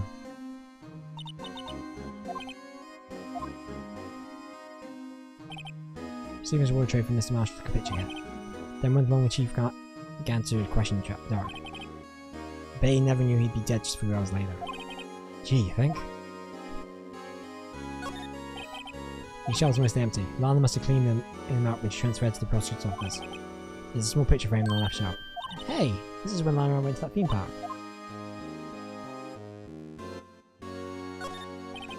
There's Lana's desk. Sure is tidy. Lana's always been a meticulous cleaner. There's not even any dust on it, but like someone's still keeping it clean. Has Lana ever come back here? Has Lana ever come back here? No. Chief Gant must keep it clean in her memory of their partnership. Clear the stuffed legends are made of. Does he keep it in memory of her or in memory of the crime? Chief's organ sure is a sight to behold. Occasionally we hear him playing it from the criminal affairs department. That's on the 2nd floor, and this is the 15th floor of an entirely different building. When a detective screws up, Chief calls him to his office and makes him listen to the organ for hours. What's so bad about that? Music soothes the soul. After that, the detective can't hear anything for days except the ring in their ears. So it's an instrument of punishment, literally. But aren't the Chief's ears affected? He never listens to anyone anyway. That's besides the point. That's interesting. Well, look inside the desk. Find inside the drawer, instant evidence. You have the list.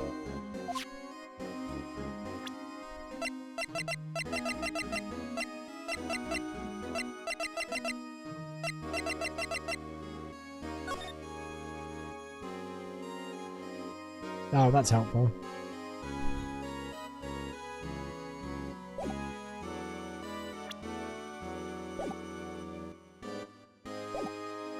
What if I present it to Gumshoe?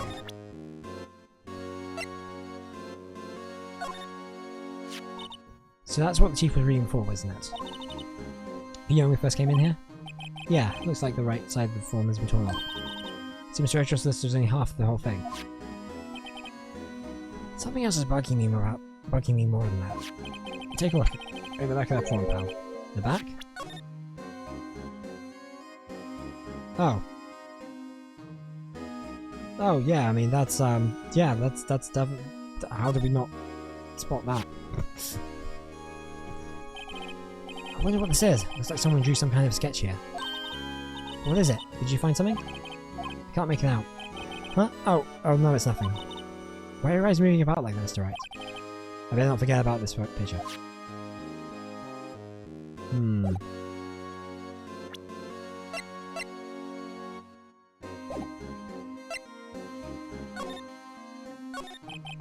A desk on the other side of the room. Is that your sister's? Yes, that's where I was waiting for Lana. On the day 2 years ago. Is anyone using it now? No, sir. This is entirely Chief Gant's office now. Practices a strict policy of preserving the crime scene. It's a strange reason to leave it here. He leaves as a warning to anyone else. He always wants us to be alert. Told us so himself at our New Year's party. Of course, he was pretty intoxicated at the time. You see. So ever since Lana left, no one touches that desk? No one except Chief Gant. And the cleaning lady was here each morning. Still, 2 years have passed since the incident. There can't be possibly any collusion remaining. Can I ask you something? Sure. You only came here to look around, right? Because it's one of the SL9 crime scenes. I mean, that's your only reason for coming here, isn't it? Why do you ask? You don't think... Nah, you wouldn't be... No. No, there's no way. Never mind. Don't worry about it. Okay, now then, let's look around a bit more. Hey, hold on. Not so fast, buddy. Huh? What is it? When someone tells you not to worry about it, it's supposed to stop bothering you, pal. You don't just let it go with that. Let it go with that. So sorry. This guy's starting to get my nerves. Okay, what's bothering you? You two don't think Chief Gant might be a suspect, do you? I mean, yes. I thought it was pretty obvious, but okay. What? He's right, Mr. Wright. What do we think of him? Chief Gant. So it's finally come to this. What do I think of him? Perhaps it's best I don't divulge my feelings. Yet. There you go, ignore me again.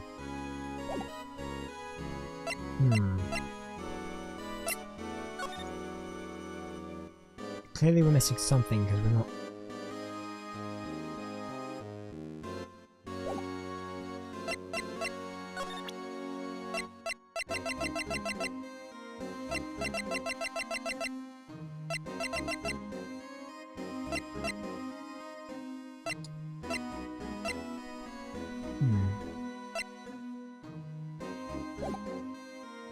What if we go to the High Prosecutor's office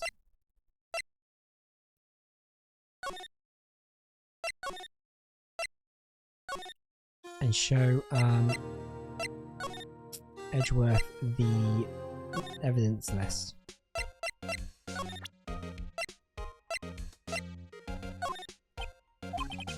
Right, please, I'm prosecutor in this case. You don't expect me to sit here and discuss the case with you over a cup of tea?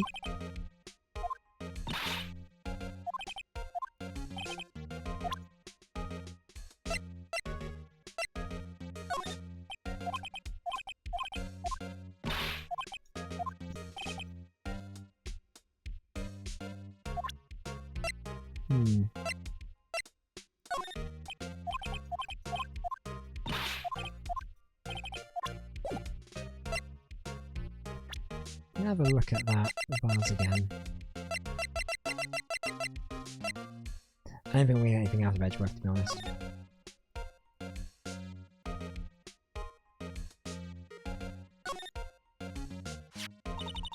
Hey, look here. It's hard to make out, but there's a dark red stain here. Looks like blood. This piece is the chief has is different though. Blood stains on the other spot pieces are just spots. But this one's a line. That is odd.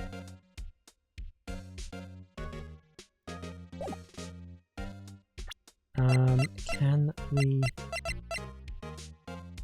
Oh, what we haven't done, actually. Let's go back to the chief's office.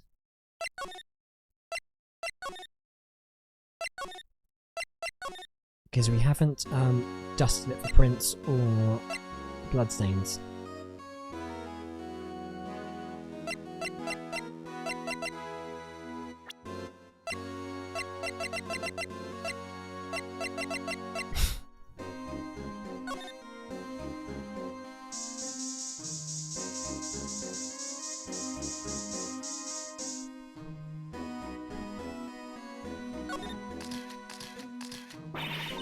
Whoa, this area must have been covered in blood. Is this from that incident? It must be. When prosecuting the young marshal was murdered. 2 years have passed, so the reaction's kind of dull. So a murder really did take place here.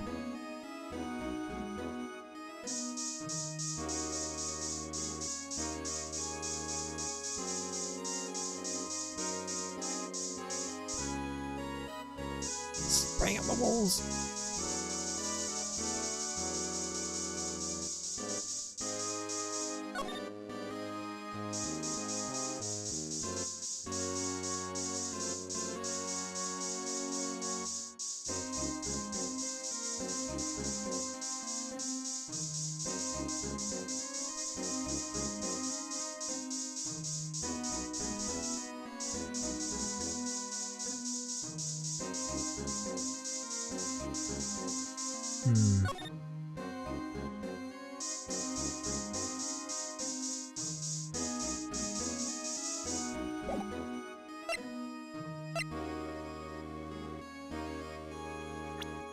There's nothing we do fingerprint wise here, is there?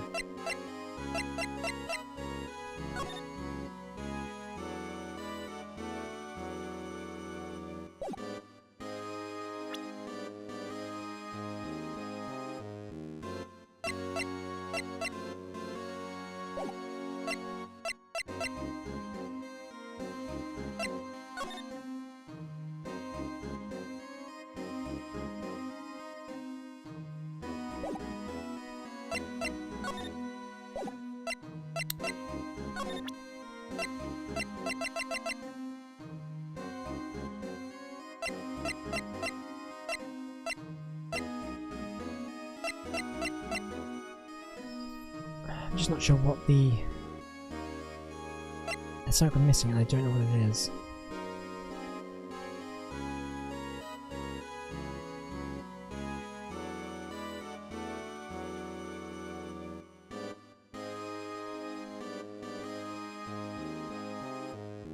Okay, so apparently we need to present the fingerprinting set to Gumshoe to dust the area for prints. Get to Gumshoe. I'd like to have a look at this. There you know what that is. So you want to take some fingerprints? That's a great idea, detective. Alright, go to town. Sheesh. What are you doing? Why are you sticking your hand out like that? Go ahead. Take my fingerprints. It's not your fingerprints we want to take. Huh? Come now, this isn't the time for jokes. We're talking about the cloth that we found in the safe. Oh, yeah. I knew that. The one with the handprint on, right? Sheesh, where's your sense of humour? Okay, Mr. Wright, let's check for prints. Sprinkle powder on the cloth. Once they've been absorbed into the prints, blow the rest away. Why are you, man? Why do I have to help a million times? Right, let's get over with.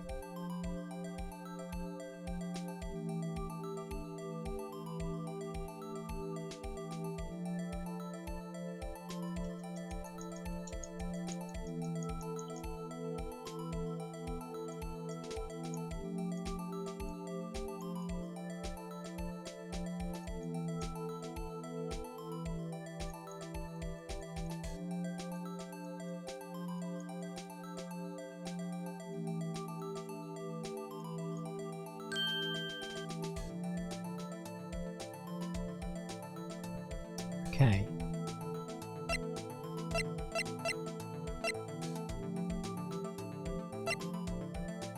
Hang on. Why does it match Emma's? I guess she was present on the crime at the crime scene. That makes sense.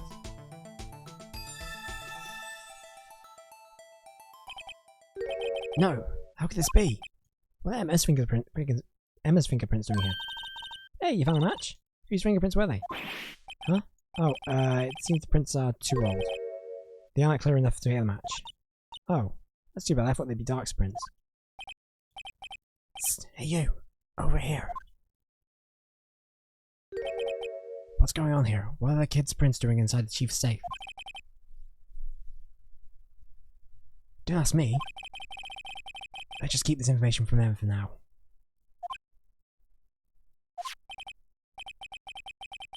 Hey, maybe you should hold on to this. Well, was there any help? Of course. Thanks to your ID card, we were able to get some hard evidence. Now that's not very kind, is it? In other words, if it wasn't for his ID card, he'd have been useless. Isn't that right, you in the coat? Chief Gant! We didn't think you'd be back so soon. Sorry, we didn't think you'd be back so soon. Fortunately, I'm a man who believes in signs. As I was walking to my desk, I happened to look out a window and saw a stray dog run right into a pole. Just then, I thought of a certain detective. Do you mean, remember me, sir? Now then, I'm afraid I'm gonna have to ask you all to leave. Yes, sir. Sorry. Oh, you're in the coat? Me, sir? Drop off your ID on the way out. You won't be needing any more. Oh shit, yeah, that's your farm gumshoe. But sir... Now get out! Yes, sir. Oh, these are real bad in this one. We'll be on our way too then. Wait. You, the one without the spiky hair. Don't go yet. Mona Lisa? I'd like a word with you. But, sir, I'm not a licensed scientific investigator yet. You with the spiky hair. You're free to go. Mona Lisa, right? I don't really want to leave Emma with him. Seems like a bad idea. Look, pal. If I told you once, I've told you 1,000 times. The chief's office is off limits. But no. You had to go sneaking in there like that, didn't you? You gave us your card to do it. I thought you said you didn't care anymore if you were fired. Yeah, but if I knew it'd be like this. I never would have said it. Now I've seen the evidence Chief Gant was hiding in the office. I think I'm starting to get the picture. But why has she kept eerily silent about it all this time? Anyway, you listening to me? I'm gonna try to smooth things over with the Chief again. Later, pal. After that, I heard from Emma. She said the police wanted to ask us some questions, so she'll be busy for the rest of the day. February 24, Detention Center. Visitor room. Good news, Lana. The good news, I might have found some evidence that might help your case. Bad news, your sister's been arrested. I see. So the chief asked Emma to come in for questioning. It's no use thinking about it. Tomorrow's the final day in court. I'm committed to doing everything I can to defend you, which is why I'm here. But I've already told you all I can. What you've told me over the past couple of days? It's absolutely nothing. Not a single useless thing. Really? I believe I did mention something quite important. Something I told you right at the beginning? I said that I was the one who stabbed Detective Goodman. Interesting. So, stabbed does not necessarily mean murdered. You know, I think I finally figured it out. I know it is, it's lurking behind your words.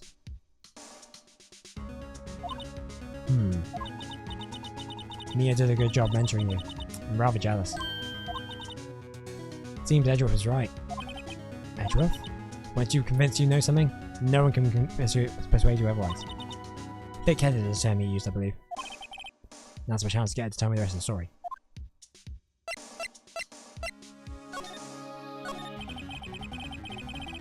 I have to admit, I was more than a little perplexed at first. You insisted you did it, yet there was no incriminating evidence. That's when you hit me. It's not that you're unwilling to tell the truth. It's you're incapable of doing so, because of a certain individual. What an intriguing notion. Certain individual, you say? So you think I'm protecting this person? Protecting? No. I think afraid of is more like it. If I'm not mistaken, the person in question may have persuaded you to silence. Oops. For argument's sake, Mr. Wright, who, may I ask, is the person you're speaking of? The one I am supposedly so frightened of? What is this person's name? Detective Gant. Take that! Take that! Well, Miss Guy? Oh, she's turned her back to us. Ah. Mr. Wright, you are addressing the Chief Prosecutor. Do not forget your place. Take it she's still not ready to spill the beans. My apologies. Could you please tell me a little bit more about what you think you know? We were partners until 2 years ago. I respect him as a detective. Assuming he is respectable, then tell me something. Why would he try to hide his crimes? His crimes? Both you and Edgeworth will be brought before a board of inquiry for what you did. Specifically, hiding and forging evidence. Of course, those are serious offences.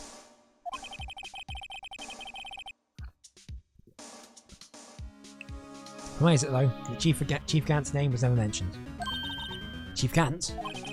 Edgeworth didn't know the truth behind the forgery. The only party who could have possibly tampered with the evidence was... drum roll... me. I had access because I was second in command of that investigation. Yes, you, also one other. Damon Gant.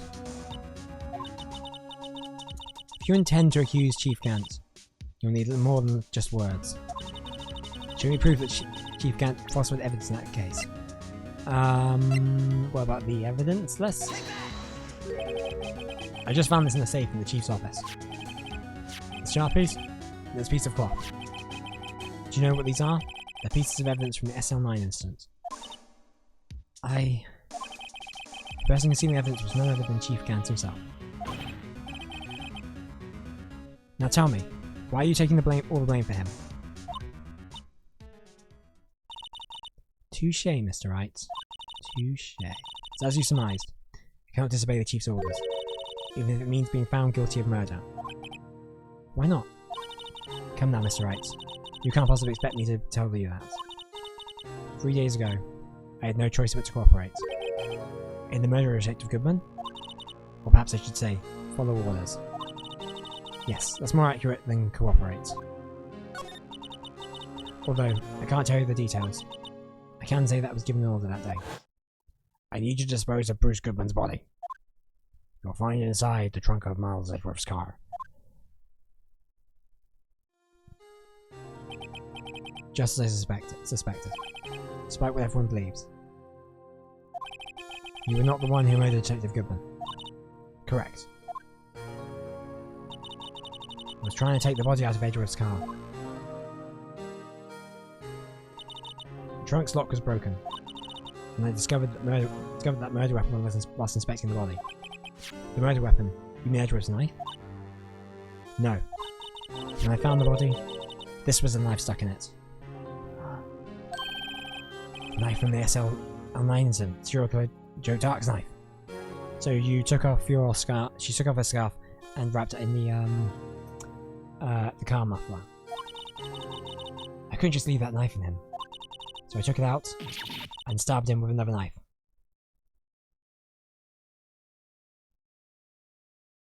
Alright, okay. That would be Edgeworth's knife. That's right. Even though he was already dead, my hands were shaking at the thought of stabbing him. That's why I ended up cutting my hand. And that's why the reason for the bandage on your right hand. Yes. Seems that I got blood on the victim's shoes as well. And then she saw me just as I plunged the knife in. Miss Star, huh?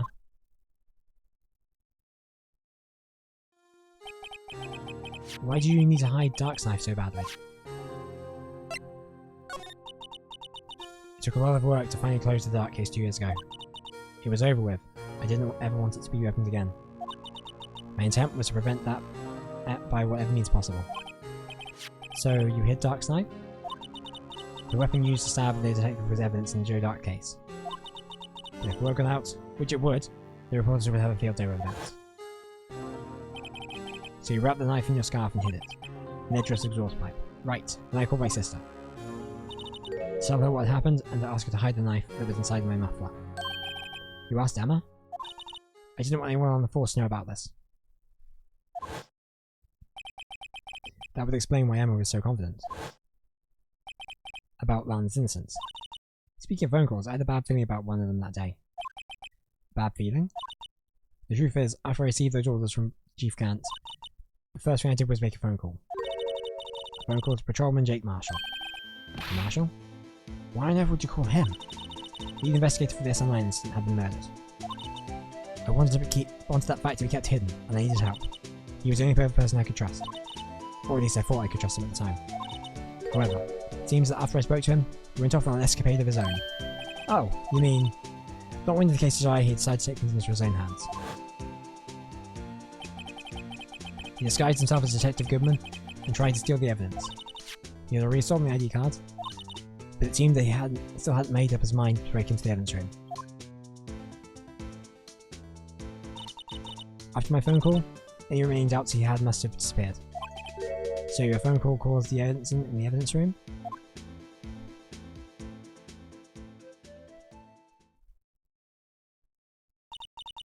I'm afraid that's all I can tell you. But Lana, you've earned my respect, Mr. Wright, both as a defense attorney and an investigator. Now please, don't pursue this any further in court tomorrow. Tomorrow's trial. There's only one way to drive off Lana's demons. I've got to get to the bottom of everything.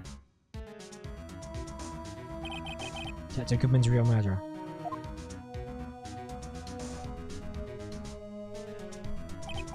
And what went down in the Chief's office 2 years ago? To be continued. Next time.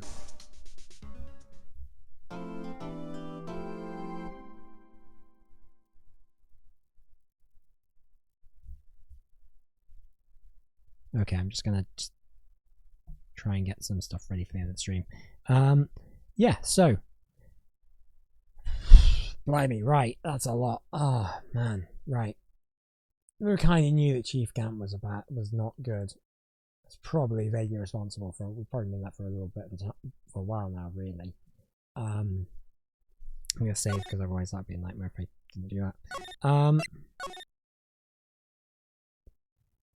Yeah, so we're going to be back next week with what I think might be the conclusion to Case 5. I can't... Yeah, we're a final day of the trial, so I'm assuming there's not going to be another investigation beyond that, and then another trial beyond that if we're on final day. But you never know, I guess. Never know what twists and turns may occur in the world of Ace Attorney. So yes, like I said, we're back next week. I think next Sunday will be the next stream, because I know I've got stuff on next Saturday, so it's not going to be likely that we'll play some Phoenix right then. but we'll see how much we have to do.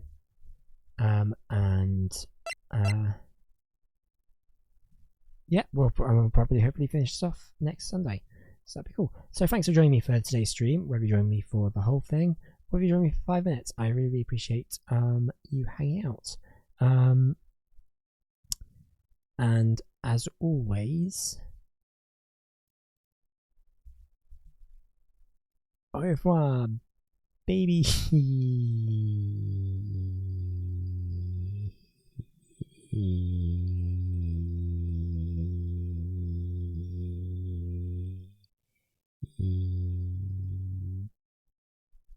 Bye. Oh crap, I need to do a thing. Bye.